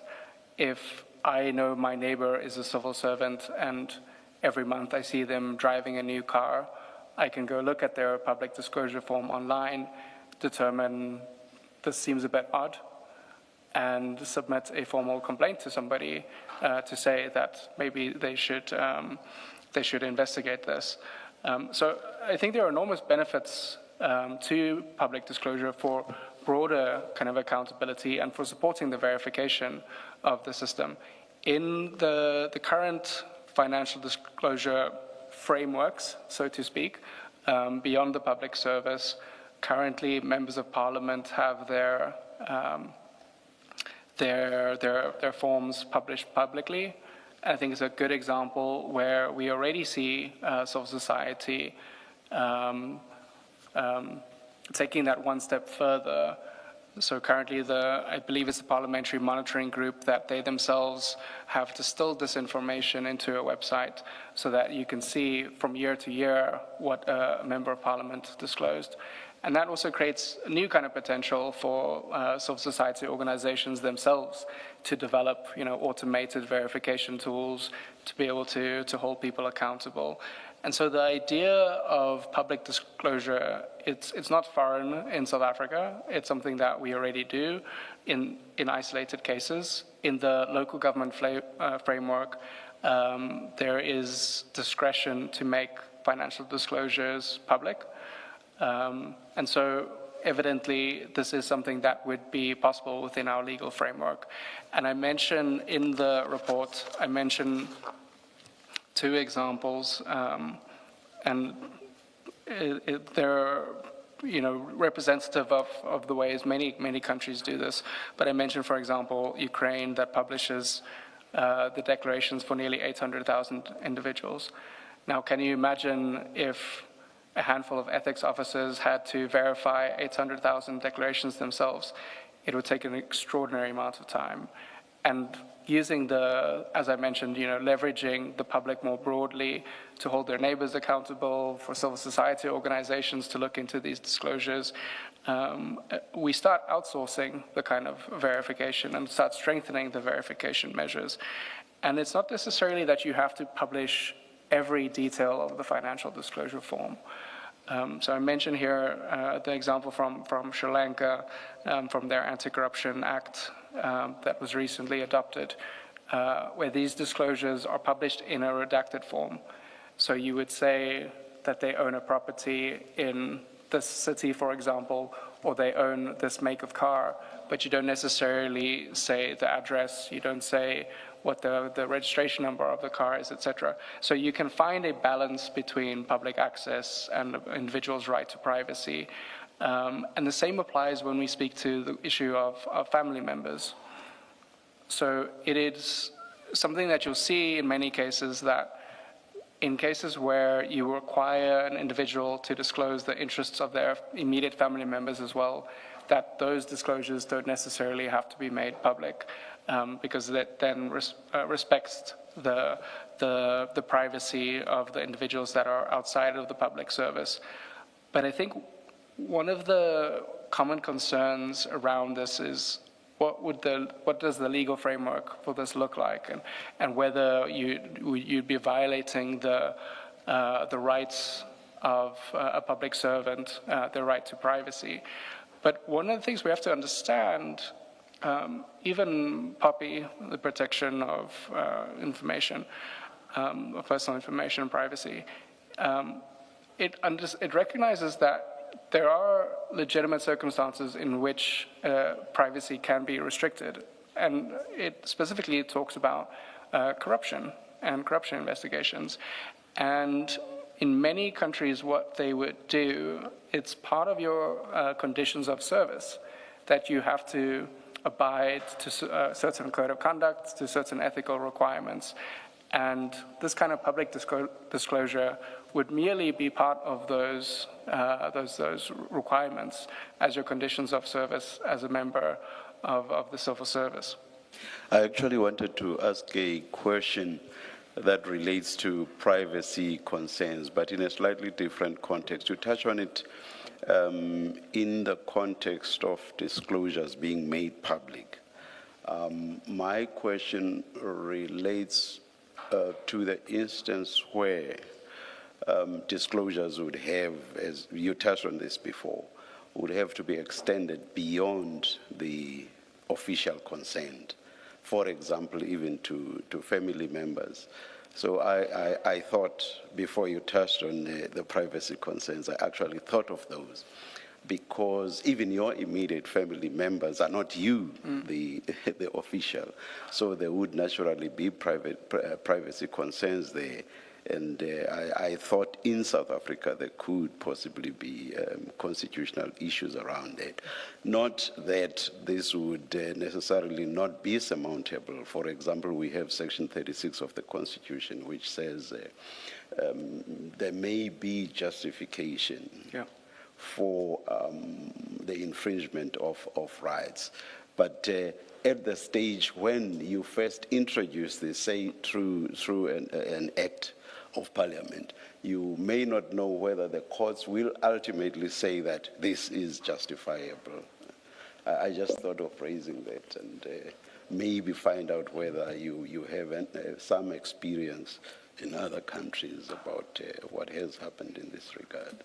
I think that's an entirely fair question, but I think the way that you framed it, in terms of the constitutional requirements, it does recognize that there are instances in which these rights can be limited. And framing this within the context of your conditions of service as a member of the civil service, for example, or an individual working in the public sector, creates a limitation on the infringement of these rights to privacy. If we I'm very sorry to interrupt you. Yeah. Your answer relates to the officials' conditions of service. Yes. The members of your immediate family are not employees, so this would not apply to them. Yes, that's correct. And this is why I was saying in the Sri Lanka example that you often have redacted sections where you wouldn't extend this necessarily, the public disclosure requirements to family members that are outside of the public service to respect their right to privacy. I'm talking even outside of public disclosure. I'm talking about, you remember much earlier, you said for effect, you would have to extend the disclosures to, for example, members of one's immediate family, meaning there should be disclosure even by them, as I understood you. So that has nothing to do with public disclosure. Right. It's more them also disclosing, not necessarily publicly. Do you get what I mean? I follow. And that's where my privacy concerns arise. I understand the question now. So it's the initial requirement for a family member to disclose, and I think that's a fair question. I don't think I would be able to confidently speak to, what this would look like in the South African context. I can't pass a strong legal opinion on whether that would be allowed. But in international practice, I think it's something that you often find, and I think there's a strong argument to be made for why it's relevant in the South African context. And I would not criticize you. I would also not be able to venture an opinion as to what the courts might hold in this regard. Thank you very much for that. Thank you. May I just ask, having looked at the civil service or the public service in general, but also the SAPs in particular, is it a case of, are you aware whether there is conversation about making these disclosures public? And if there are such conversations, what has been identified as the constraints, why it's not happening? I haven't yet come across a case where there is anybody within the government framework that is actively pushing for making these disclosures public.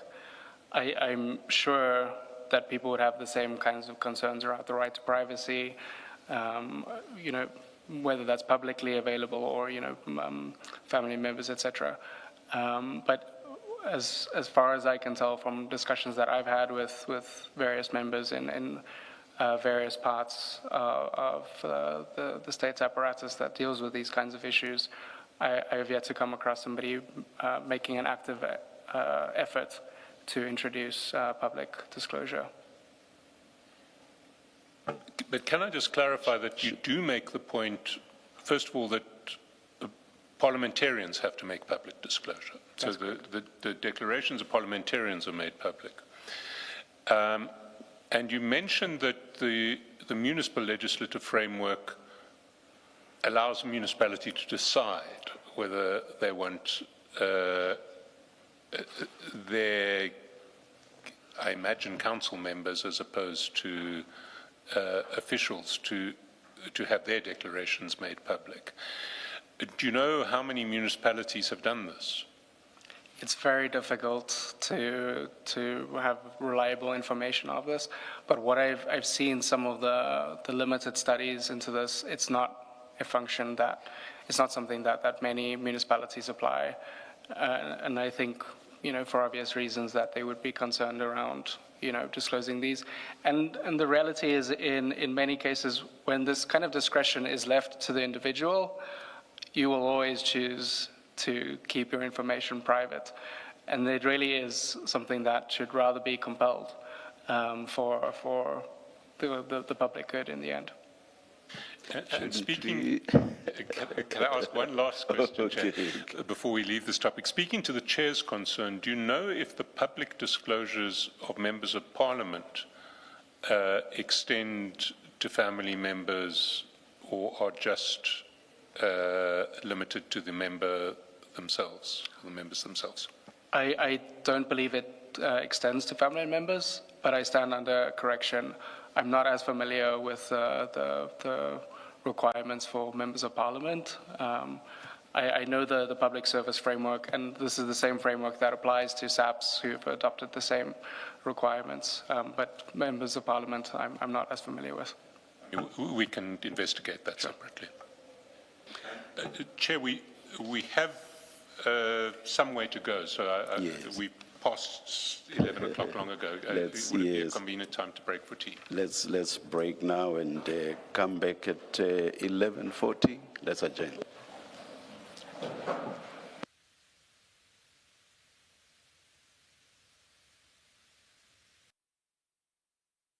It's 11:39. We are ready to resume.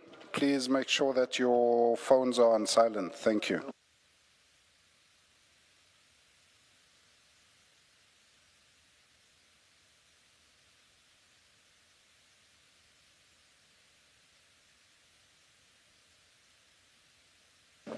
Yes, Mr. Shachelson. Thank you, Chair. Just a couple of, well, not one housekeeping matter. Over the break, we've printed out the extract from the 2022-2023 SAPS report that Dr. Skuman quoted about internal SAPS attitudes to professionalism and integrity and the like. Is that the document with a blue strip at the top? It is. Oh. Can I suggest we just paginate it from 493 at the end of the existing exhibits bundle? As I always do, I'll rely on the attorneys to have mine where it should be. And then,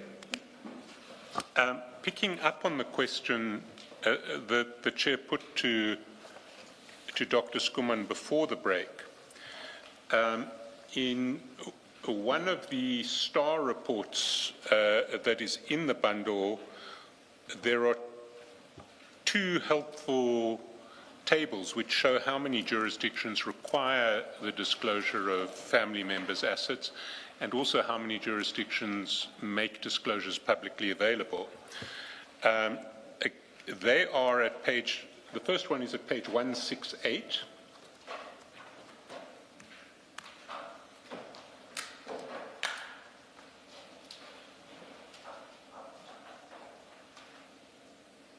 And there is a bar graph at the top of that page which shows that We're just having problems with the display at the moment.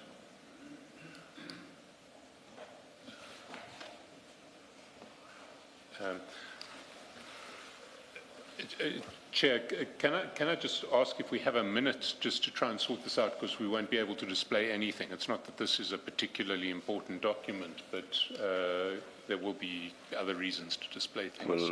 We'll go out and you'll indicate when you are ready. Let's adjourn. Thanks, Chair.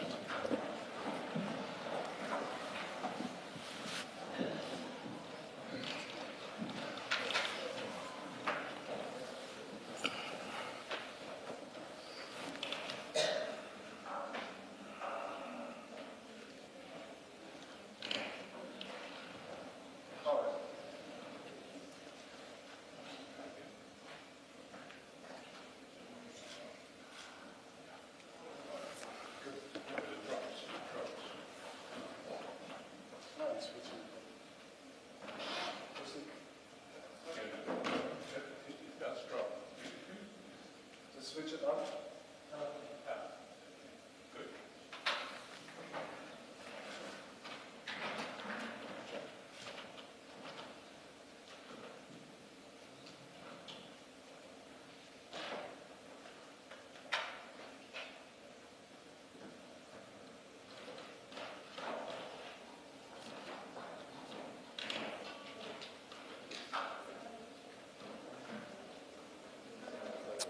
Apologies for the disruption, that technical issue. We're ready to resume. Thank you.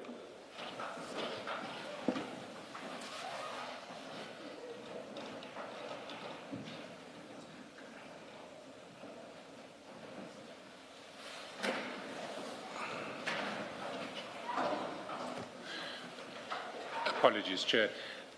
No problem at all. So what we see at page 168 is that in relation to required disclosure of assets of family members in low-income countries, 38% of countries require such disclosure. In lower middle-income countries, 79%. In upper middle-income countries, 85%. What's interesting is when you get to high-income countries, they're more concerned about hiding their family members' assets. It drops to 51%.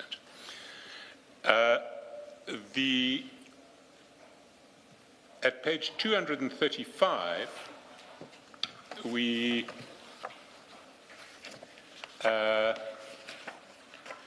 have two tables which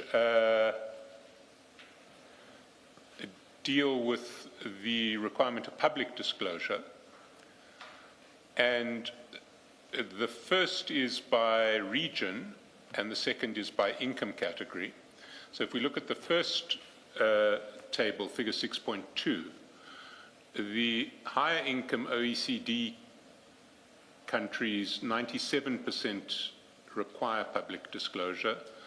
Europe and Central Asia, 71%, Asia, 55%, Sub-Saharan Africa, 38%, Latin American and the Caribbean, 30%, Middle East and North Africa, 27%. And in relation to income categories, high income categories, disclosures required in, we don't see fixed percentages here, but it's in over 80%, upper middle income in just below 50%, lower middle income also just below 50%, low income just above 30%. So there certainly is fairly widespread comparative precedent both for requiring disclosure of family members' assets and for making disclosure publicly available. Mr. Chaskalson, the date of this report, it's as at when? For that, I'm going to ask Dr. Skuman to help. It is the, we'll get a date. It is,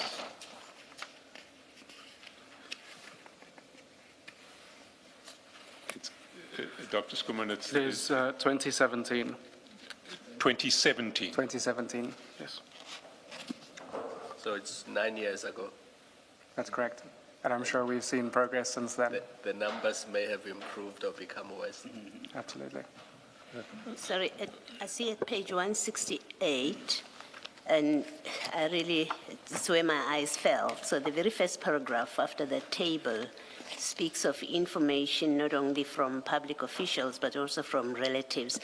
Do these statistics include members of the public service as in employees? At page 168 and 235? So this would be the filer. So This would be? the filer, so the declarant effectively, who Yes. in most instances would be either elected official, a member of the civil service, etc. So it would be public sector employees and their family members. Okay.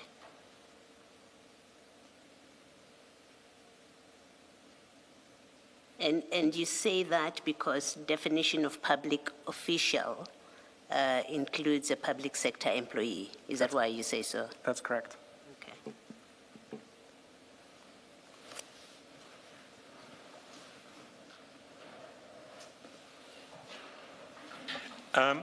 Just to close off on the disclosure or the disclosure form issue, in paragraph 25 at page 22, you describe the knock-on effects of the weaknesses of the disclosure form. It's an issue you've already addressed, but if you can just read what you've said in paragraph 25, because it is a foundational issue, the form. Sure. So let me read it verbatim so we can get this correctly. So paragraph 25 says, collectively, these gaps extend beyond the disclosure form itself, hampering the efficacy of the whole integrity system that depends on it. Declarant can comply fully and honestly with every requirement of the current form while still holding substantial undisclosed wealth through a family member, exercising undisclosed control through a company, through a nominee arrangement, or accumulating assets whose origin and timing cannot be tested against legitimate income. The next paragraph says, as conflict of interest management and lifestyle review processes rely on the information the form generates, these design flaws are not confined to the form itself. Without amendments to the disclosure form, the impact of the integrity management framework is limited regardless of how well downstream processes are administered. Before you move off that, speaking to the earlier discussion with Mr. Chaskalson about striking a balance between getting a form or a disclosure mechanism that gives you meaningful and useful information and balancing that with not overly burdening the requirement on the declarant because of the problems that you've picked up if it is overly burdensome. Are you able to refer or have you considered what you would say are best practice jurisdictions, where you say these seem to have struck the right balance that we can reference? I think it's an excellent question. And so the package that we've shared, this goes into a lot of those questions of looking at good international practice, the graphs we've just shown on what the kind of standard approaches to specific issues. So a lot of those would be considered in these additional documents to understand exactly what good practice is internationally. But I think an important point to emphasize is that it always has to be context specific and driven by the issues that a country faces. So the first graph that we looked at on the question of family members, we saw, for example, that in high-income countries, they don't have this kind of disclosure requirement.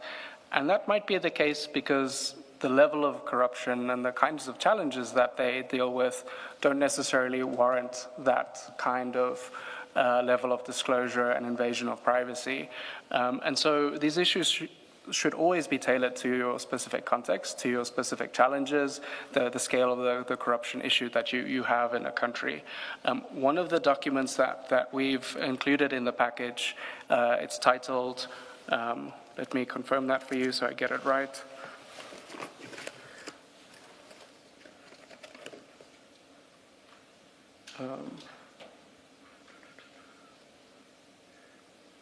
It's number 8. It is the start document. It's titled Asset and Interest Disclosure, a Technical Guide to an Effective Form. And this, I think it sets out a really good explanation of the best practice guidance on what a form could look like, on the specific variables to consider, the types of information that one should think about. It is a very maximalist approach. So this particular form will, and the explanation accompanying it, will include every type of imaginable type of asset that somebody might declare. There's even mention of things like intellectual property rights, which might be relevant in some jurisdiction. So it is very, very expansive, this example, but you'd have to tailor something like that to the South African context to determine this doesn't make sense. We don't necessarily have to worry about that. But I think that there are some universal principles that I think make sense in every jurisdiction. And I think questions around beneficial ownership, the family member question, I think are particularly important and I think are very relevant to the South African context. Thank you. Can I also just ask you to speak specifically to the STAR document that looks at financial disclosure in South Africa, which is a document that possibly, I mean, a lot of it highlights the problems of our form, but it is looking at a form in the context of our specific country. It's published a couple of months ago, May 2026, and it's at page 311.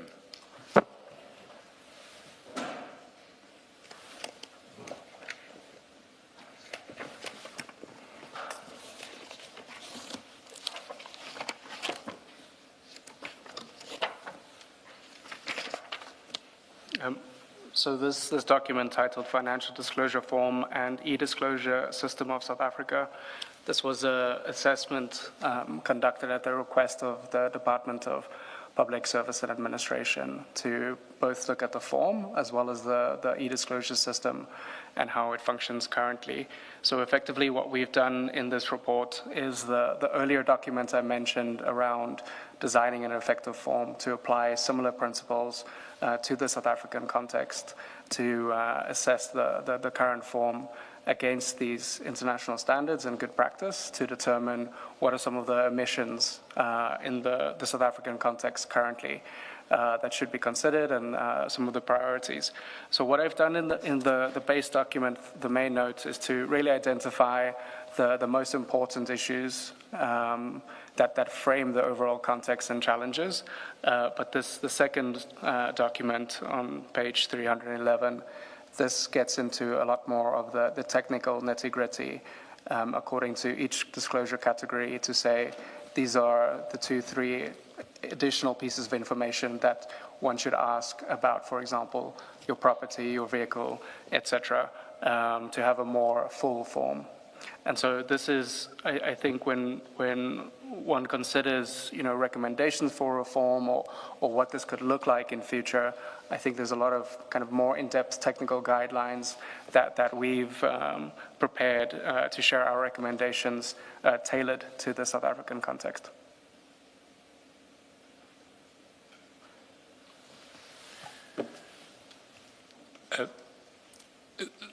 If we move off the form, We should, sorry to interrupt. We should not forget that Dr. Skuman was to read the whole of 25, and I assumed even the sub-paragraphs. But please continue with your point, Mr. Shaskalsi. no, we have actually reached the end of 25.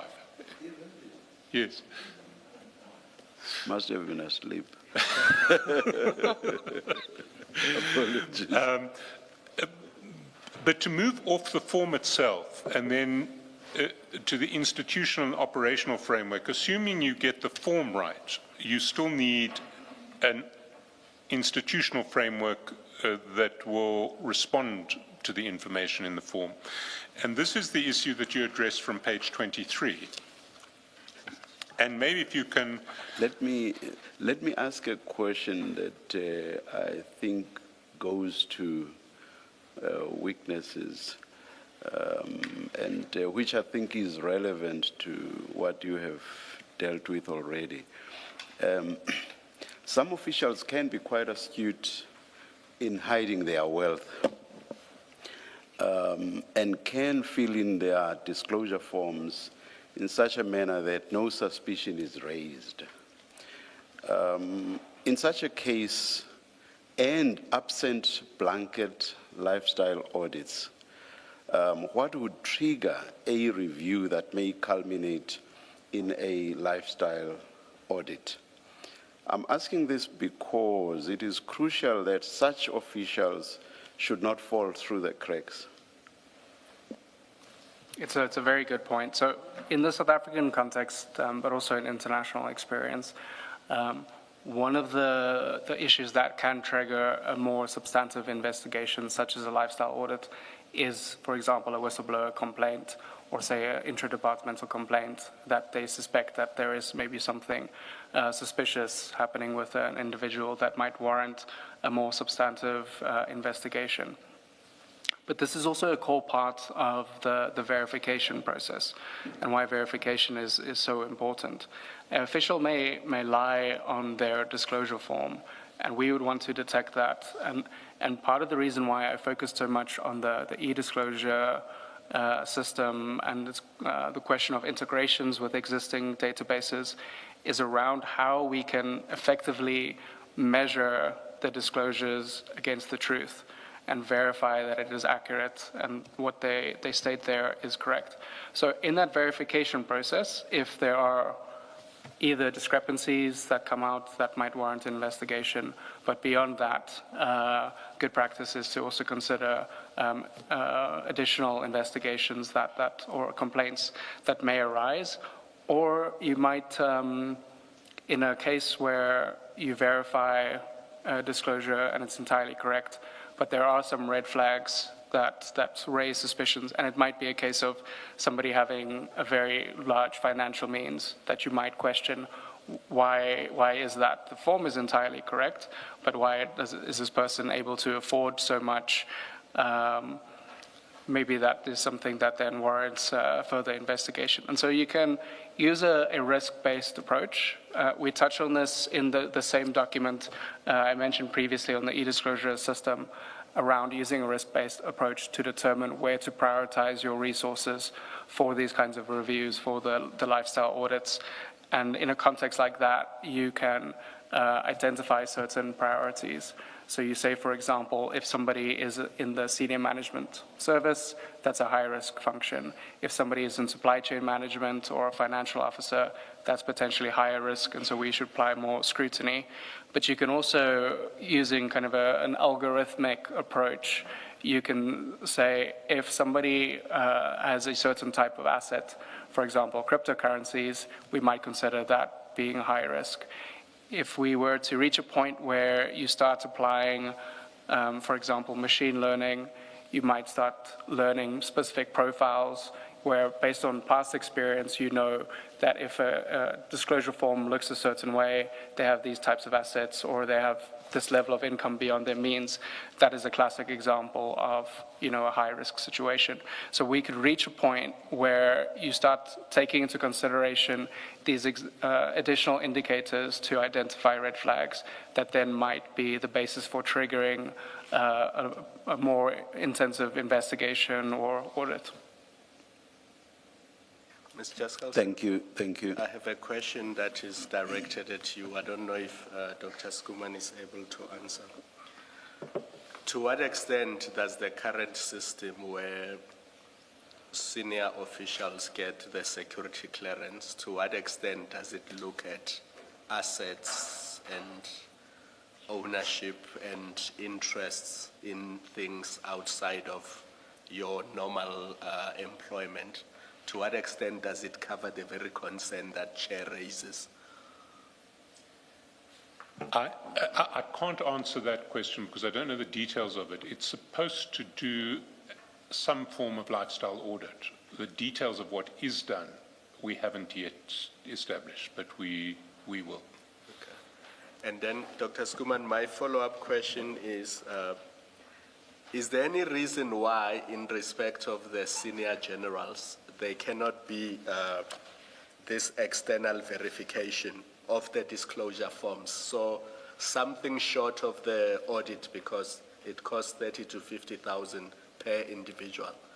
But all the forms submitted by senior generals, they have an external verification mechanism to look for those things that chair says, you know, they might complete it, but leave out a lot of detail that makes it difficult for an ordinary person to see that actually this is not a full disclosure. I think this is a very good question. So the way these disclosures are currently verified for the SMS is through the Public Service Commission. So there is a program that leads on anti-corruption and integrity, and there's a unit that would do all of the verifications for the senior management service across the public service. And they would be your first line of verification that would look at the forms. I think the challenges that you mentioned, that this doesn't necessarily lead to anything right now, I think it's twofold. I think that the first challenge is, as I've mentioned, some of the gaps in the disclosure forms, and that how that leaves some deficiencies in areas that we might miss, the blind spots. I think the second aspect of it is, I think the current approach is largely about assessing compliance. Have people submitted their forms? Is it verified that the property that is mentioned is the same as the deeds registry? Is it the same as the NATIS system? Is it the same as the company's record? So I think the current system in its approach is not yet geared up to more substantively identifying the red flags that one would need to consider to determine whether more substantive investigation is necessary. And I think that's also, and I speak to this in the weakness of the institutional framework, I think it's also an issue of what kind of capacity we're using to verify these disclosures. So I mentioned within line ministries, it's an ethics officer. In the Public Service Commission, they have this unit that verifies these disclosures.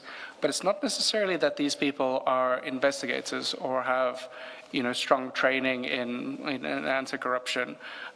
That's not to say that they have no training. I know that they do.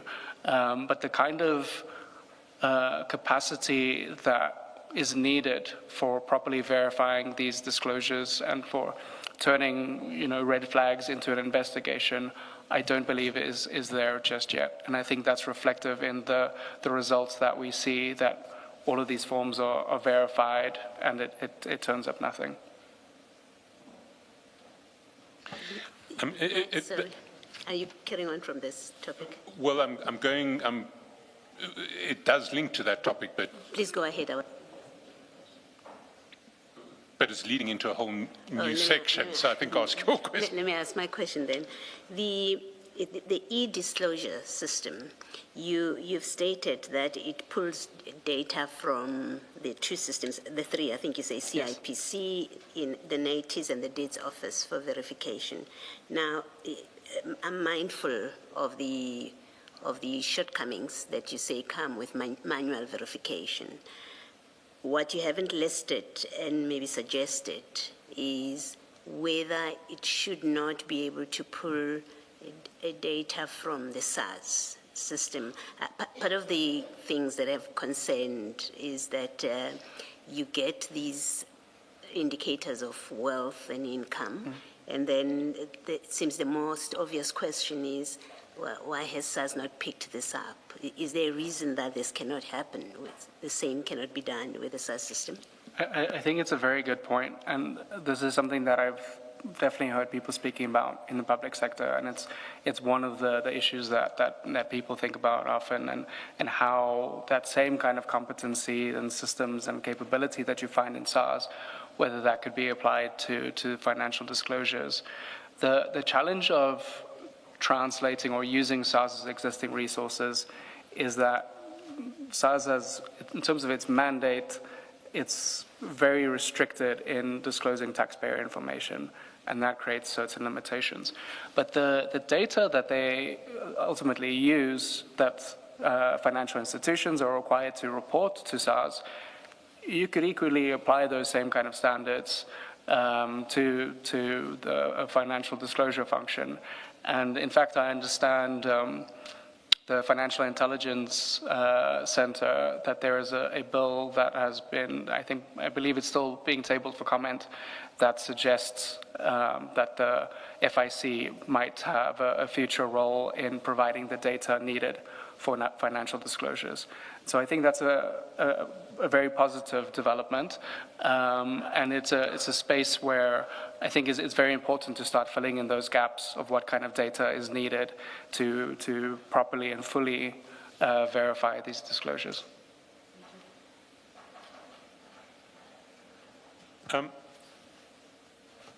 I think building on your answer to Commissioner Kumalo's point,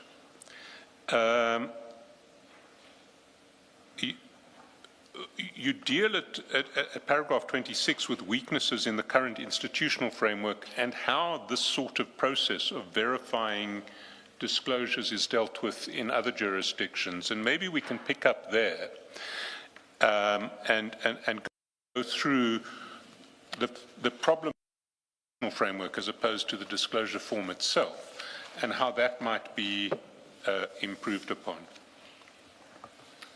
So let me read paragraph 26.1, because it sets out very clearly what the current system looks like, particular to the public service. So it says, in the current framework, so this is the Public Administration Ethics, Integrity and Disciplinary Technical Assistance Unit in the Department of Public Service and Administration, sets the policy framework and provides oversight. The Public Service Commission verifies financial disclosures and identifies conflicts of interest, which are then referred to line ministries. Ethics officers within line ministries conduct lifestyle reviews and verify disclosures below the SMS.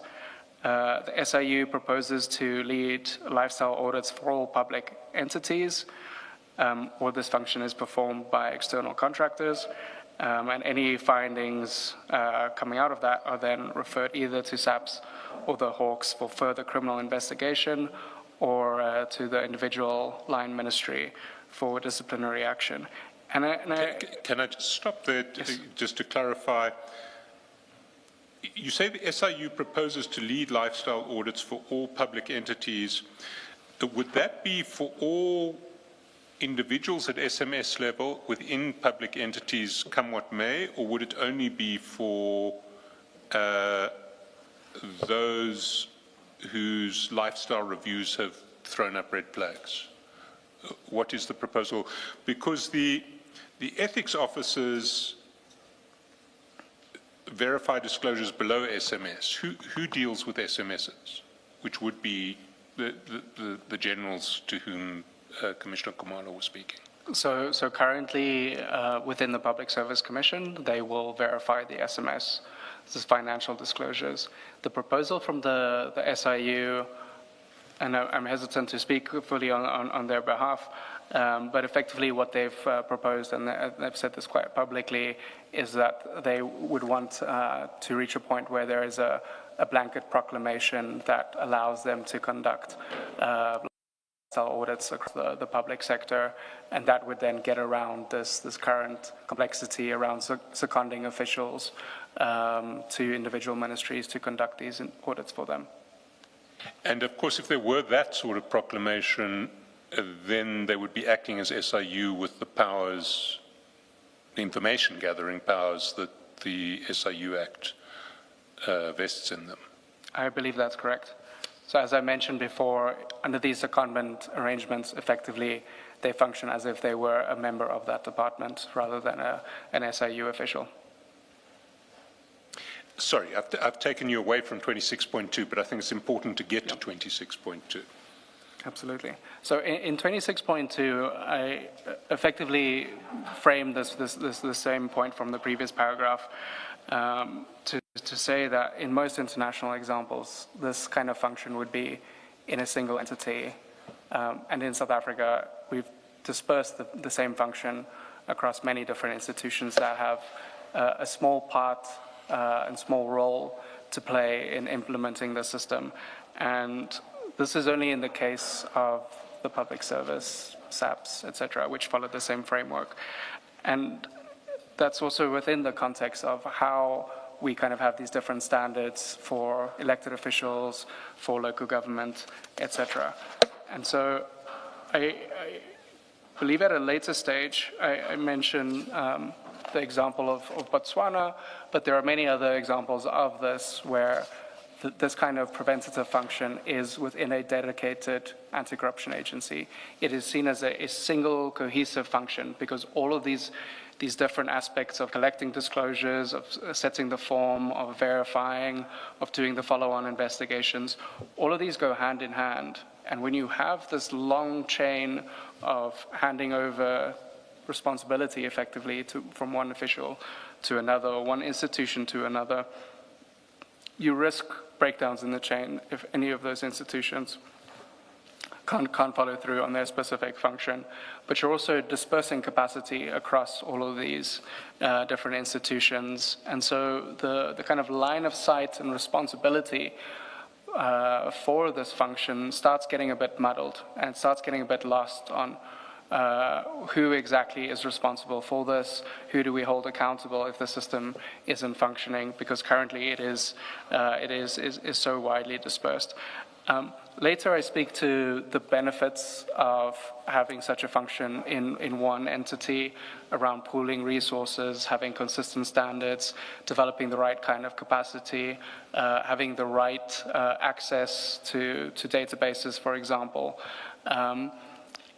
If we speak to the issue around privacy concerns, for example, if one were to introduce access to individuals' financial records, would we be more concerned if there was a dedicated anti-corruption agency that had access to these records, or if, I think it's 42 national departments and 97 provincial departments, if each of them had a unit with access to these financial records and these kinds of privacy violations.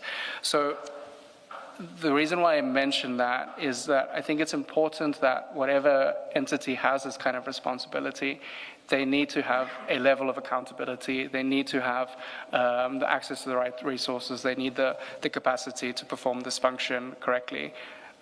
Because as I've stated throughout, this is a whole value chain that connects to one another. And as soon as you have weaknesses in one area, it starts collapsing. Now, just to pick up on that point, you mentioned it, in fact, in your statement, as opposed to your report, that you've done research for the National Anti-Corruption, is it NACAC? That's correct. I forget what the second A stands for. The National Anti-Corruption Advisory Council. Advisory Council. Now, the NACAC report has recommended the creation of an Office of Public Integrity.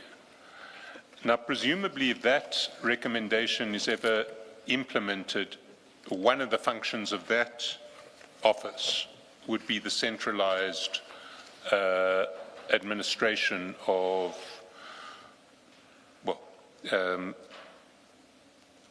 disclosure form assessment and investigation flowing from disclosure forms. Would that be correct? So let me back up for a moment and speak to the work with the National Anti-Corruption Advisory Council, or NACAC. So I had engaged with NACAC over the course of their term. So they were appointed in 2022, I believe it was August. They ended their term August 2025. And so we had a relatively light level discussions with them for a long time up until the last 6 months or so of the council's term, at which point their ideas started crystallizing around what this Office of Public Integrity would look like. And in our discussions with them, I think it became clear that I don't think that they had fully considered the financial disclosure function as being part of the preventative architecture or something that should be considered within a dedicated corruption prevention agency. And so upon realizing that, we had offered to write this research report for them. I believe it's in the package. I can't see it right now. But effectively, and this report was also published as part of the Council's final report to the President. There's a section on corruption prevention, and we wrote this to basically explain what corruption prevention concept entails as a concept, and to identify some of the core gaps currently in the broader corruption prevention architecture. So that goes beyond financial disclosure. It also looks at corruption risk assessment and kind of corruption proofing, so to speak, of going into entities, looking at their processes, why it's not working, what are the vulnerabilities, and then helping them to rebuild those institutions. And so I think with NACAC's final recommendations, I think at the point where we had gotten involved and shared our views on this potentially being a function for a dedicated agency, I think their recommendations were largely cooked already, that they had already had their ideas and plans. And so we came in at a very late stage to provide this kind of recommendation that financial disclosures might be one of the areas to consider for Office of Public Integrity. But I think it's something that makes a lot of sense to centralize this kind of function, to include it within the context of the broader corruption prevention landscape. And we've provided some recommendations elsewhere as well on what we envision or what we recommend a dedicated corruption prevention agency could look like. And that would include functions around financial disclosure, conflict of interest management, on corruption risk assessments. It could potentially include vetting if that's something that makes sense within that context. And so putting all of these related functions into one entity so that you can pool these resources and ensure that there's line of sight and clear accountability for corruption prevention. And now, in paragraphs 27 and 28, you've already touched on most or many of the issues that you deal with there, which point to the problems of the current decentralized regime. Is there anything you would want to just amplify in those two paragraphs? So I think an important point to emphasize in paragraph 27, and 27.1 in particular, around the role of ethics officers, that this is a role that has a dual mandate, both to advise on disclosures and to verify those same disclosures. And so there's a potential conflict there in terms of independent scrutiny. And the reality is these are also officials who are based within a ministry. And so these would be your colleagues that you're being asked to verify their disclosures to determine whether they're engaging in potentially corrupt conduct, right? And I think within the South African context, the known issues around capture, around the victimization of whistleblowers, I think these issues raise significant concerns around having this kind of responsibility placed within line ministries. I think this potentially exposes them to significant pressure to look the other way. The reality of being in a space where you're being asked to verify your colleagues' disclosures, I think is potentially quite a risky environment for these types of officials. But the ethics officer role itself, I think, is important to emphasize that in many cases, this isn't necessarily your only function or your primary function. These are officials that are often designated to be the ethics officer in addition to their day-to-day activities. So they might be somebody who is a human resources practitioner who now also has this responsibility to advise on ethics, to do ethics training, and now to also verify these disclosures. So the training that they're coming with wouldn't necessarily be on anti-corruption issues, and it might not be the case that they're necessarily fully equipped to be able to do this with the level of scrutiny that we would ideally want from something like this. Then in 28, again, you make certain observations about the weaknesses of the current system. Several of them we've already addressed, but 28.1 and 28.2 we haven't. I wonder if you could read those. Sure. So 28.1 says, once an official leaves the department, the jurisdiction of the ethics officer ends, meaning that an ongoing investigation can simply be evaded by moving to another part of government. And this is not theoretical. This does happen. And 28.2 says, even in cases where the SIU is seconded to conduct lifestyle audits, their recommendations for further investigation or disciplinary action are ultimately given to the head of department to consider and take forward or ignore. And this ties in with the final paragraph of 27 that you'll see at the top of page 25. Even with the ethics officers, they ultimately report their findings to the head of the department, so the DG. And further lifestyle investigation or disciplinary action is then at the discretion of the DG. So again, that potentially creates inconsistencies in how we apply the rules. Again, can create challenges with conflicts of interest.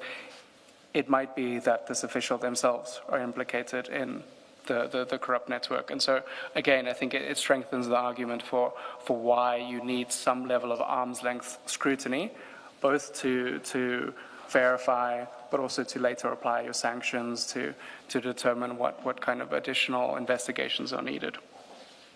Although centralizing would probably be much better, but I already foresee the possibility of those coming from the central point being bribed by those who are being investigated or on whom the audits are being performed, with the result that nothing will happen, at least in respect of some individuals. That cannot apply to everybody across the board. I think it's a perfectly fair comment, and I think it speaks to some of the debates that we often have in the South African context around what anti-corruption architecture should look like. Is it one central agency? Is it a number of different agencies? And I think generally recognizing the history of state capture, I think that in many cases there is acknowledgement that there is that risk, and that a more diffuse model makes sense, but it's a more diffuse model where we still have clear responsibilities to say that this is the entity that does investigations and prosecutions.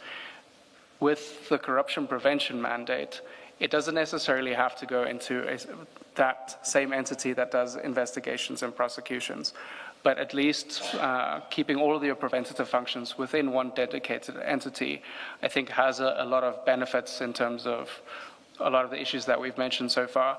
And the one issue that I haven't talked about is the effect on oversight. If we have to oversee the efficacy of this framework across all of these departments and ministries, it's extraordinarily difficult. If we have a single entity that can report on the performance against these metrics, we have a much clearer line of sight of what's happening. We know who to hold accountable. And in terms of your question on capture and bribery, these are things that can be insulated against, right? That we have certain integrity measures that are applied to people to ensure when we're recruiting people to a dedicated agency that we have vetted them. We ensure that the head of this authority has sufficient independence, et cetera. And so I think those concerns around, bribery, et cetera, it's equally applicable to any corruption function, right? And I should not be understood to be saying this should not necessarily be a solution, not at all. Surely we must come up with solutions. We cannot throw our hands up, just raising it as a possibility. And I'm by no means saying, we can't go there, not at all. And I think it's to reflect on that, I think it's a good point that there are lots of different models that can work. But what I think we have to recognize is that the current model is not working, and that something needs to change. Yeah, I mean, also the reality is that wherever you have human beings, corruption always inheres. And we cannot say, let's not try to come up with solutions. It always inheres, whatever the setup. Is there or what would be the argument or an argument against centralizing this function within the Public Service Commission? I really like this question. One of the challenges with putting all of these mechanisms within the Public Service Commission is that the Public Service Commission's mandate only extends to the public service. So if we want to apply the same levels of scrutiny, independence, and sanctions to, for example, elected officials, to people within the judiciary, etc., the Public Service Commission's mandate would not be able to perform that kind of function. And so everything that I've been saying about the gaps, the weaknesses in the public services framework, I think that equally applies to the other sectors, right? Elected officials, local government, etc. And so what you'll often find in many jurisdictions is that you have one consistent framework that everybody applies to and that everybody reports to the same entity, and having that level of independence then really helps to apply the same sanctions consistently, and that can then extend to your elected officials. The last big topic is sanctions, and possibly, well, not the most important. I don't want to say it's the most important because they're all important, but it is a particularly important section. You pick up on that at page 26.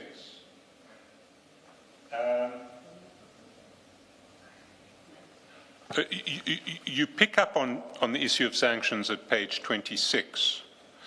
And,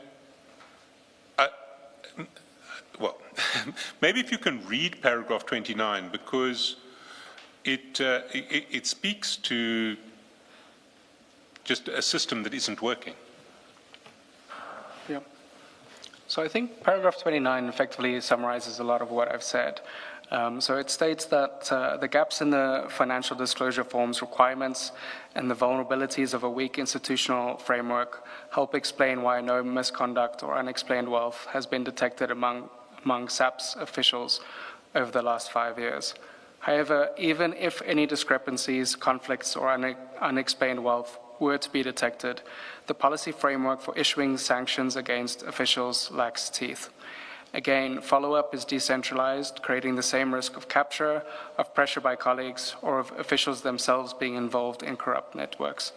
This delegation of authority allows for inconsistencies in applying consequence management based on the individual discretion of heads of departments and hampers effective oversight across 42 national and 97 provincial departments. This undermines the dissuasiveness of the regime, as officials can get away with discrepancies even if detected. You then speak to the limited nature of the sanctions in paragraph 30. And again, maybe if you can read paragraphs 30.1 and 30.2. Let me read 31. It says, sanctions range from verbal warnings, written warnings, suspension without pay, or referral for disciplinary steps. Only a single dismissal has thus far been reported in the public service over the last 2 years. So can I just clarify what you're saying there, that in relation to disclosure issues, false disclosures on the form, refusal to disclose, failure to disclose, there has literally across the entire public service only been one dismissal in the last 2 years? That's correct, but I would like to extend that to say that this also includes your lifestyle reviews, your lifestyle investigations. So even when you've been disclosed, you've been caught out through a lifestyle audit across the entire public service, one dismissal over the last 2 years? That's as reported by the Department of Public Service and Administration. Then you make the obvious point in 30.2 that the impact of a disclosure system is linked to the sanctioning regime, which has to be effective, proportionate, and dissuasive. You make the point that we made already, that the SIU, when it's brought in to conduct the lifestyle audits, doesn't get the statutory powers to gather the information. But you address the issue of sanctions more systematically in paragraph 31, and maybe if you can take us through paragraph 31. Sure. So 31 speaks to disclosure-related sanctions are crucial for compliance and accurate submissions. If there are no sanctions for non or late submission, or they are not dissuasive enough or properly enforced, compliance with the submission requirements will be disincentivized. Similarly, a lack of sanctions for false or incomplete disclosures will make the system ineffective and lose credibility in the eyes of declarants. So most countries have such sanctions in place, and they can take many forms. And I'll speak to some of those potential sanctions. But overall, sanctions should be proportionate to the offense, and disciplinary action or fines may be more appropriate for minor offenses, such as late disclosures, while still providing opportunities for offenders to offer explanations for late or non-submission. So can I then at that point take you to one of the reports which has a survey of sanctions across the world for late disclosures and non-disclosures? And that's at page 349.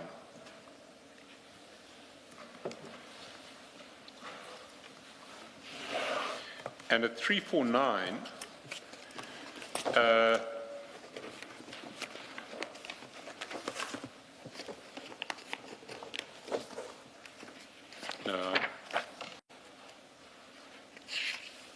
sorry, 351 is probably a better place to start because it's there in tabular form, which is, if you're not paginated, it is at page 8 of the how to put in place effective sanctioning provisions for financial. Do you have it? Yeah, I have it.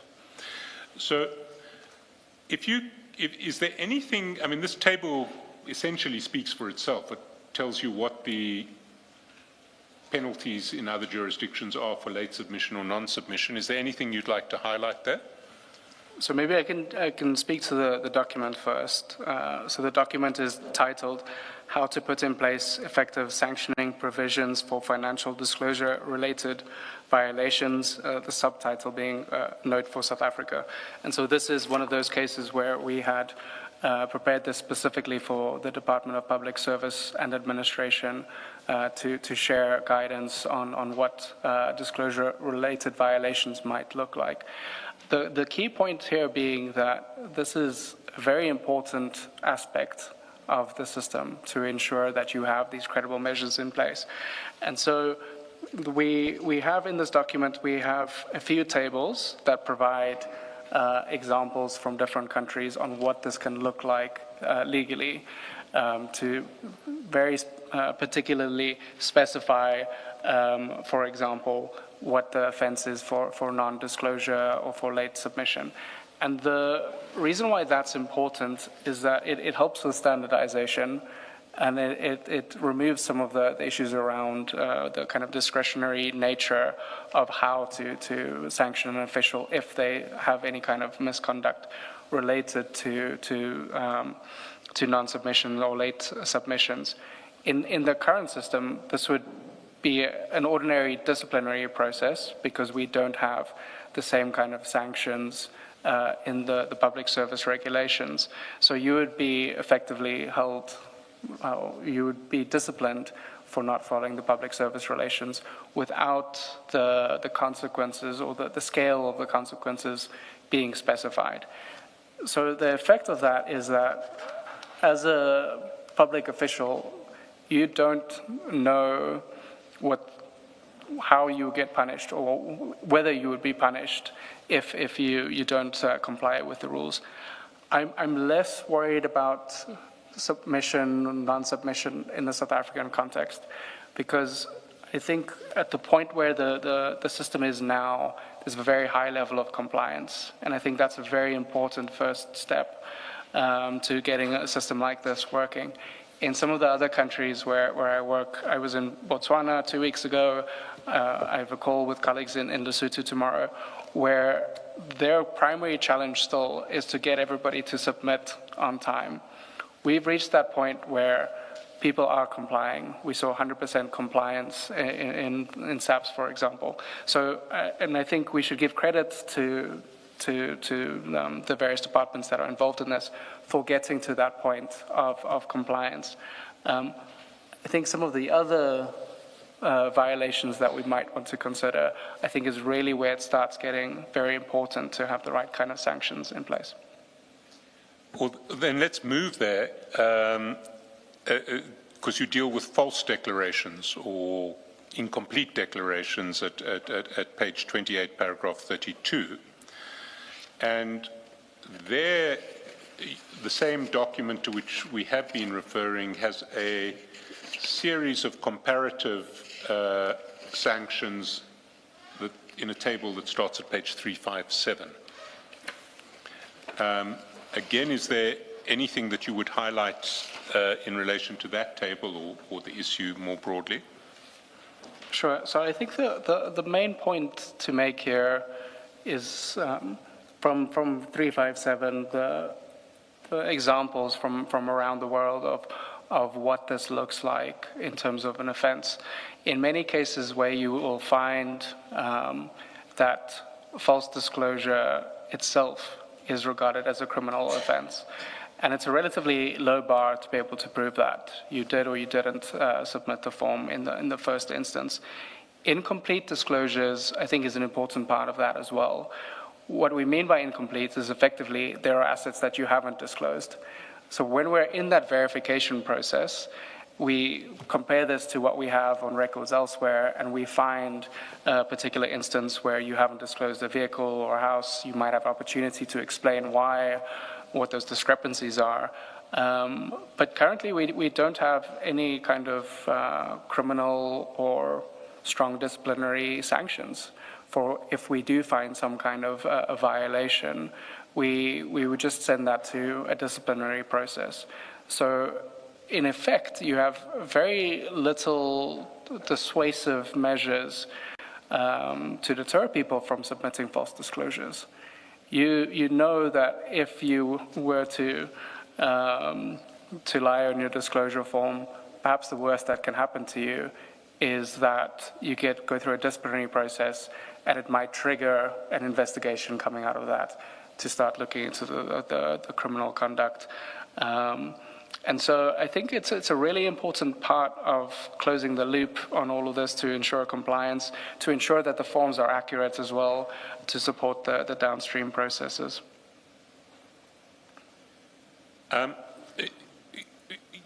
You then in paragraph 33 get to the sanction that would really bite, which is asset forfeiture. And you describe broadly the prospect of asset forfeiture linked to disclosure regimes.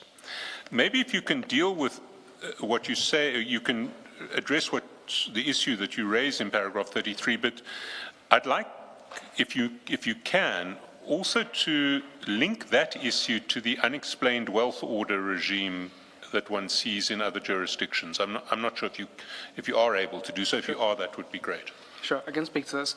So one of the common instincts is that where you have this kind of, where you come across unexplained wealth, that this in itself, illicit enrichment, should be a criminal offense. The reason why I caution against this is you have to recognize that once you turn this into a criminal investigation, that then uses a certain amount of resources that is then being focused on proving criminal conduct for merely just for unexplained wealth.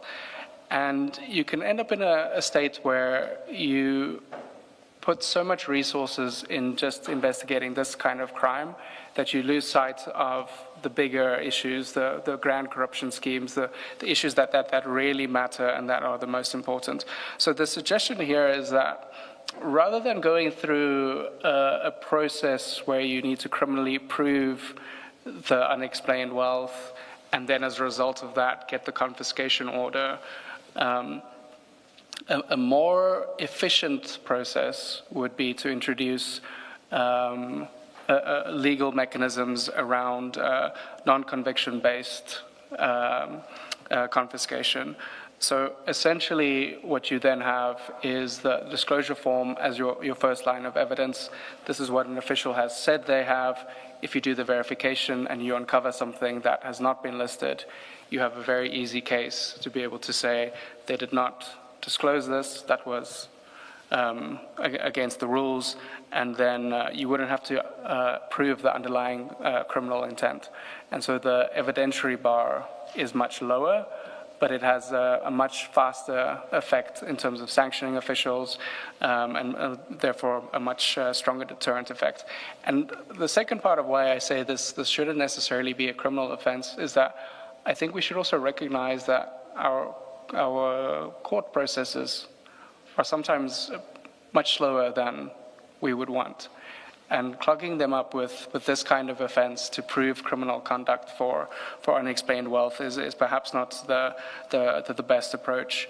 And I think we can use, for example, the SIU's special tribunal as an example of a civil process that is much more efficient at doing something like this for this kind of confiscation or penalties. And so my suggestion is rather to focus on these kinds of administrative or civil penalties for non-conviction based confiscation. There is in existence a dispensation that's not pegged on specific crimes, and but it goes through the court system. It's not administrative, and cases in that context are instituted by the asset forfeiture unit.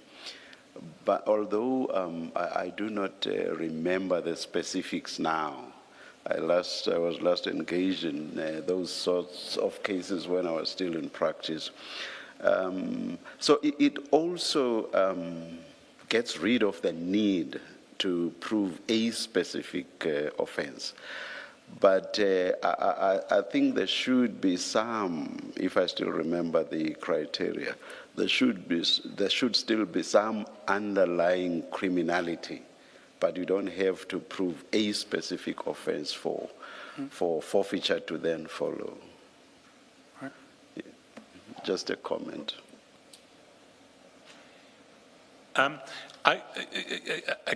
not sure. I mean, you must choose to answer this or not. But if it's within your expertise, but it does. I mean, picking up on the chair's issue, our asset forfeiture regime currently depends on some proof, albeit on a civil standard, of underlying unlawful activity. There are other jurisdictions that have created an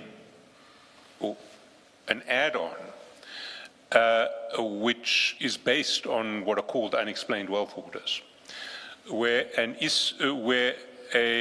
authority can issue an instruction or an order for you to explain wealth that can't necessarily be directly linked to criminal activity, but can't be explained with reference to legitimate income.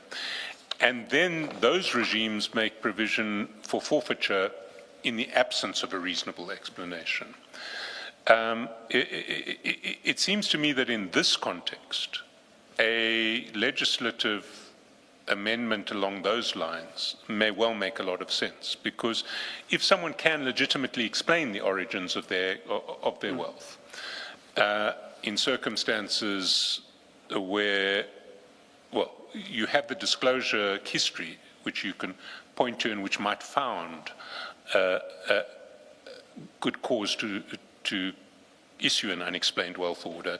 If someone can explain the wealth, they may have a separate problem explaining why they didn't disclose it, but if they can explain a legitimate source for it, then it won't be forfeited. But if they can't, then it would be, and that would be a huge, a very powerful sanction in this context. I'm not the expert, and I'm not the witness, but these are my views, and I'd be interested in your response. Yeah. But I think you're exactly right. I think what you've just described, this is what I mean by a non-conviction-based confiscation, that you would use this the same kind of principles, just as you've articulated. It might just be a different kind of wording to talk about unexplained wealth order, but effectively, as you say, this is something that you could measure against what has been disclosed. If they can't explain something, they can be punished on that basis. Well, it wouldn't necessarily be punished. It would be the confiscation of wealth that cannot be explained. Now, from page 29, you pull together essentially your conclusions and recommendations for change. Before we get to page 29, it may be useful just very briefly to go through the various detailed reports, but not in detail, just to explain at a very high level what each of these reports that are attached in the bundle address, because at a later stage when the Commission has to look to recommendations, it should understand what issues are being addressed in each of these reports, so that if it wants to look for a particular issue, it knows where to look. Sure. So I should apologize to the Commission, because this is a very thick bundle of documents that we've shared. I think in one of the cases it might be a full book, it's almost 150 pages, but I think it's an excellent resource. And so what we've shared as part of the bundle is a combination of documents that look at these types of issues at a more global level. So I mentioned at the start of the hearing the Stolen Asset Recovery Initiative, and this is a group that have done a lot of work on understanding what this regime looks like internationally. And so there are particular kind of global research reports that have been shared in the bundle, looking at things like what an effective form should look like. There's a document titled Getting the Full Picture on Public Officials that sets out kind of a comparative standards across the board for the whole system. And so the graphs that we mentioned on public disclosure of family members, for example, those are things that are captured in this document. Sorry, can I just for reference purposes, Getting the Full Picture is a document that starts at page 122. Before Getting the Full Picture, we've got the document at page 82, Asset and Interest Disclosure, Technical Guide to an Effective Form. That's at page 82. Can you just briefly give a kind of 1 minute explanation of what that document is trying to do? Sure. So asset and interest disclosure one on 82. This is the form or the document I mentioned that speaks to what an effective form could look like. So this gives intensive details on all of the different types of categories one might need to consider, the specific information that is relevant within a category. So I mentioned, for example, beyond understanding that a person has a vehicle, you should know when it was acquired, through what financing means, etc. So this gives a lot more detail on what a form could look like practically. Then at page 271, there's the document Automated Risk Analysis of Asset and Interest Declarations of Public Officials. Again, can you just give a very brief outline of what's being addressed there? Sure. So this is another one of these kind of global research reports that provides guidance on what an automated asset and interest disclosure system could look like, and what kind of risk analysis one can perform. So it gets into some of these issues around fully maximizing the use of a digital system, potential red flags that one could look into that could be applied to the South African system. And then 311 is where you start, or where the documents start addressing South Africa specifically. 311 is Financial Disclosure Form and E-Disclosure System of South Africa. And that's the document, in fact, that we've spoken to already, but just again briefly to summarize what it addresses. So this document serves a dual purpose. It both looks at South Africa's current form and evaluates some of its potential gaps and areas that it can be improved. And then it looks at the e-disclosure system as well, and provides some recommendations on how data should be captured, on how you could fully automate some of the verification functions, how you could introduce the kind of automated risk assessment of declarants' profiles. Page 344, how to put in place effective sanctioning provisions for financial disclosure-related violations. Note for South Africa. So this one was prepared specifically for the South African context to identify potential options for introducing sanctions mechanisms. So a lot of the issues that we've just discussed, but it also provides a list of international examples, drawing on their laws to give examples of what this can look like within a legal framework. Then on 364, a short document entitled Reform of the Financial Disclosure System in South Africa. So this was the first document that we had written looking at the whole framework comprehensively. So it's very short. It provides effectively just a summary of how the current system works and some of the initial shortcomings. So it's at quite a high level, and the documents that we've just mentioned, I think, gets into a lot more of the technical detail on areas for improving. But this one, it's a bit more at the institutional level, how the framework could potentially address some of the fragmentation. And then at page 369, there's a document that we haven't touched on yet, which is called Preventing and Managing Conflicts of Interest in the Public Sector. It's a G20 document, as I understand. It was prepared for the G20 Anti-Corruption Working Group. Can you briefly, and again briefly because this is another book, Sure. describe what's being addressed here? So this document is something that was prepared in collaboration between the World Bank, OECD, and UNODC.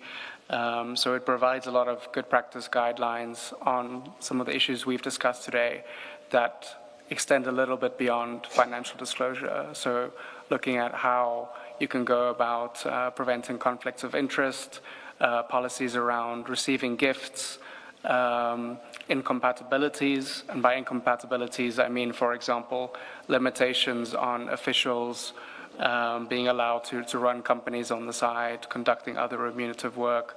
There are other aspects around kind of pre- and post-employment that you might want to think about, in terms of the kind of conflicts of interest that can raise or misconduct. And so it's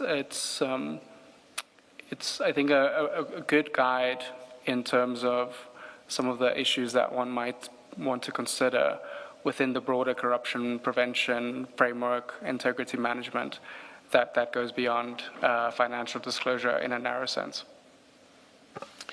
I mean, one of the issues that we haven't talked about is that as things stand, the disclosure form itself seems not to address, not tied to any sanctions relating to performing substantial work or deriving substantial income from outside your official employment. And are there, first of all, are there rules that you're aware of in South Africa that govern that? And second, what are international best practices in relation to senior public service managers and outside work or outside remuneration? Sure. So there's a few issues here, and maybe let me start with the question of conflicts of interest. So one of the ways that the disclosure form is used currently is to identify potential conflicts, and that then being primarily whether an individual owns a company, or is the director of a company. And in the current system, the main way for verifying that there is no conflict is to determine whether that company is on the central suppliers database. So these are companies that that get government procurements, that tender for procurements. And this is one of those instances where there is existing rules around incompatibilities. So I believe it's the Public Administration Management Act that introduces this restriction, which effectively says that public servants on the public sector is not allowed to do business with the state. So this is one of the checks that's currently being performed to determine whether there are any conflicts of interest. Coming to the question of SAPs, in the parliamentary questions, there is this response where the acting Minister of Police mentions, I believe every year it was around roughly 30 changes, potential conflicts of interest that were reported by the Public Service Commission among the senior management service. And effectively, in most of these cases, what it would be is that somebody owns a company. The Public Service Commission checks that against the central suppliers database. It determines that they're not getting government contracts. They say that's fine. They then report that to the executive authority, that being the minister. So in terms of both the public service regulations and the SAPS's employment regulations, they're both very similar, that when it comes to potential conflict of interest, the authority rests with the minister to determine whether this is a genuine conflict. So we need to, when we talk about conflicts of interest, we need to recognize that there's a difference between potential conflicts that could become actual conflicts. And I use the example of, doing business with the state. That is an actual conflict. Owning a company is a potential conflict that might, at a later stage, put you into a place where you find yourself having a very direct conflict between your official duties and your own private interests. And in cases where this kind of potential conflict arises, in terms of the relevant regulations, the executive authority is supposed to appoint a panel of at least 2 persons to consider the interest and provide independent recommendations on what should be done. The regulations are a bit thin in terms of what the potential solutions are. So it leaves it open to interpretation to the individual line ministries to determine how to deal with those conflicts and how to manage them. What you'll find in a lot of other jurisdictions is that they will set out the different kinds of measures so that there's a lot more consistency to say under these conditions, the individuals should divest from their interests or they should give up their position in the public service or potentially move to another department where the conflict doesn't arise. So I think you need to be a bit more specific around how to manage these conflicts. But again, the same issues that we have with having these verifications, having the lifestyle reviews decentralized, the same issues apply to conflict of interest management. It is discretionary. There is little oversight in terms of how this is handled down the line. But then speaking to the question on international practice and what this looks like in many other places, is that you would have much higher standards in terms of prohibitions on civil servants engaging in business, not just with the state, but in business more generally. So if I can use Poland as an example, in terms of their regulations, a public sector employee is not allowed to hold more than 10% of interest or shares in a company. And so that helps diminish some of those potential conflicts of interest. In other cases like Japan, they have restrictions which mean that as a public sector employee, you're not allowed to be on the board of a company, you're not allowed to be the director of your own company. And so it creates much kind of higher standards for what kind of outside interests you're allowed to have in the first instance. And there are a few reasons why you'd want to do that. It is about maintaining perceptions around impartiality, around public sector integrity. But it's also a question of how these outside interests can, I think, A, distract you from your core business. If you're doing other remunerative work or you have a company on the side, where is your focus? What does your day look like? How much time are you spending on these outside interests? But B, also, what are the risks related to having these additional interests? Are they being used to funnel bribes and turn them into seemingly legitimate income? And I think that is one of the major risks around having these kind of these rules where you allow individuals to have outside business interests beyond their public sector role. Thank you very much. We've reached, we have to end very quickly, and because we have another witness coming after lunch, but your conclusions are really tied together from pages 29 to 33. And I mean, the conclusions speak for themselves, so I'm not going to ask you to read those pages, but is there anything in there, if you had one last word, what would your last word be to this commission? It can be more than one word. It's a big question. I think a lot of the recommendations we've already discussed in pointing out some of the weaknesses of the current approach.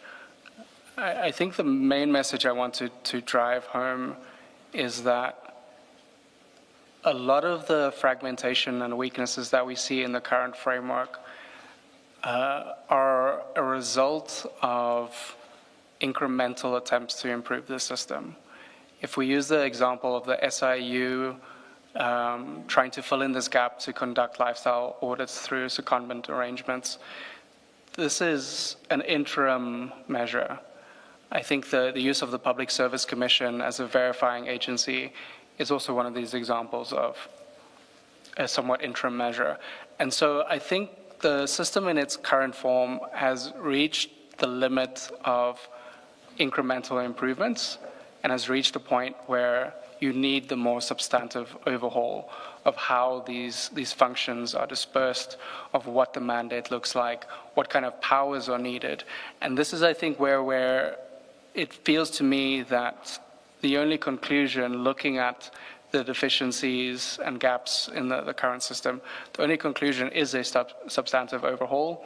that involves some kind of a dedicated corruption prevention agency, whether that is the model proposed by NACAC that builds on the SIU, is open to debate. I think people can have views on what the optimal model is. I think they have some great suggestions, but I think that there's more detail around the particular functions that still needs to be refined to understand how to overhaul the system so that you have a more cohesive institutional framework. And so that's, I think, the kind of closing point that I'd want to drive home, that incremental improvements is just not going to be enough. This is really a major overhaul that's needed. Thank you. Thank you very much. Can I just ask the question? It may well be it's in one of the reports. We haven't had the benefit of looking at these reports. Has the work that you've done for South Africa in particular gone so far as to identify, for example, where you say these kind of, given the current regime, you would need these kind of legislative changes? I'll give you an example. One of the weaknesses that you identify is in this fragmented arrangement that pertains now is disciplinary action. An investigation is done, a review is done, a problem is picked up, and then it still must go to the head of department or human resources to make a decision whether to discipline or not. And often that's where things die. You know, they end that. We've seen some cases like that here in a different context. And yet there are appropriate cases where that is prescribed by law as matters stand. And so my question is, from that context, that have you gone so far as to identify what changes would need to, legislative changes in particular, would need to be in place to address some of the problems that you have diagnosed? Have you gone that far?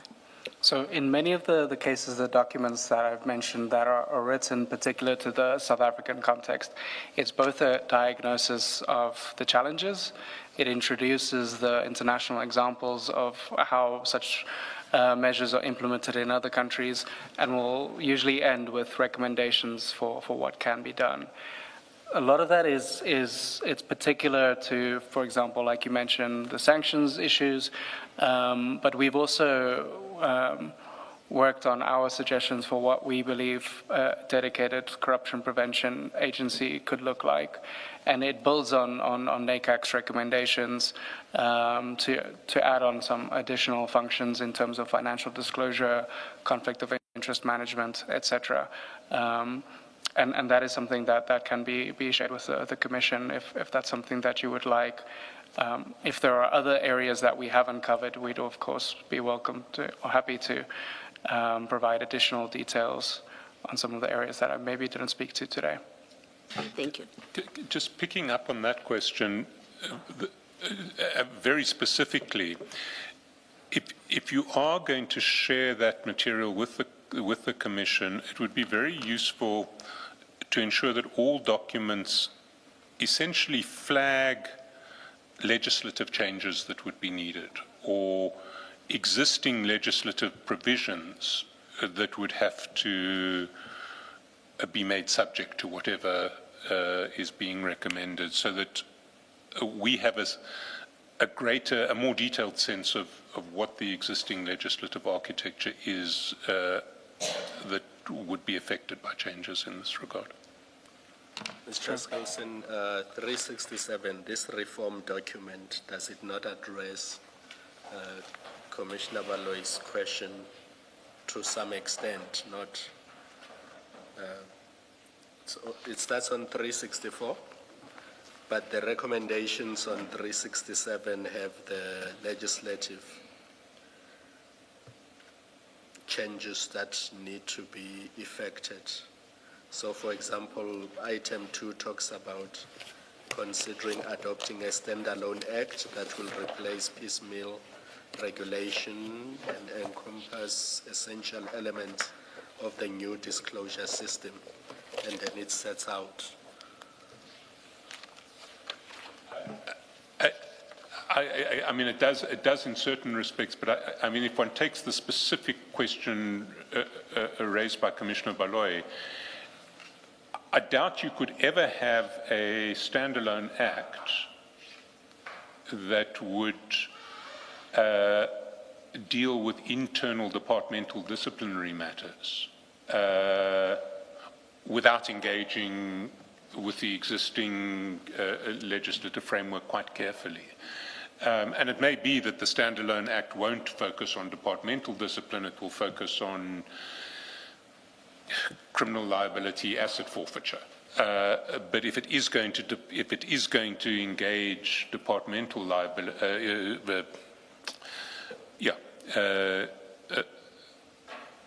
labor matters and disciplinary matters, there is a world of other regulatory legislation and indeed parliamentary legislation with which it might have to engage, which we don't necessarily have at our fingertips, and I suspect Dr. Schoeman would be more familiar with. There will be another, I mean, we're hoping to have a witness from the Public Service Commission to come as well, and also in part to respond to Dr. Schoeman. And that witness, of course, would probably have that legislation at his or her fingertips. We will make sure to raise it in advance. But I mean, the more guidance we get in relation to these sorts of issues, the better, I think.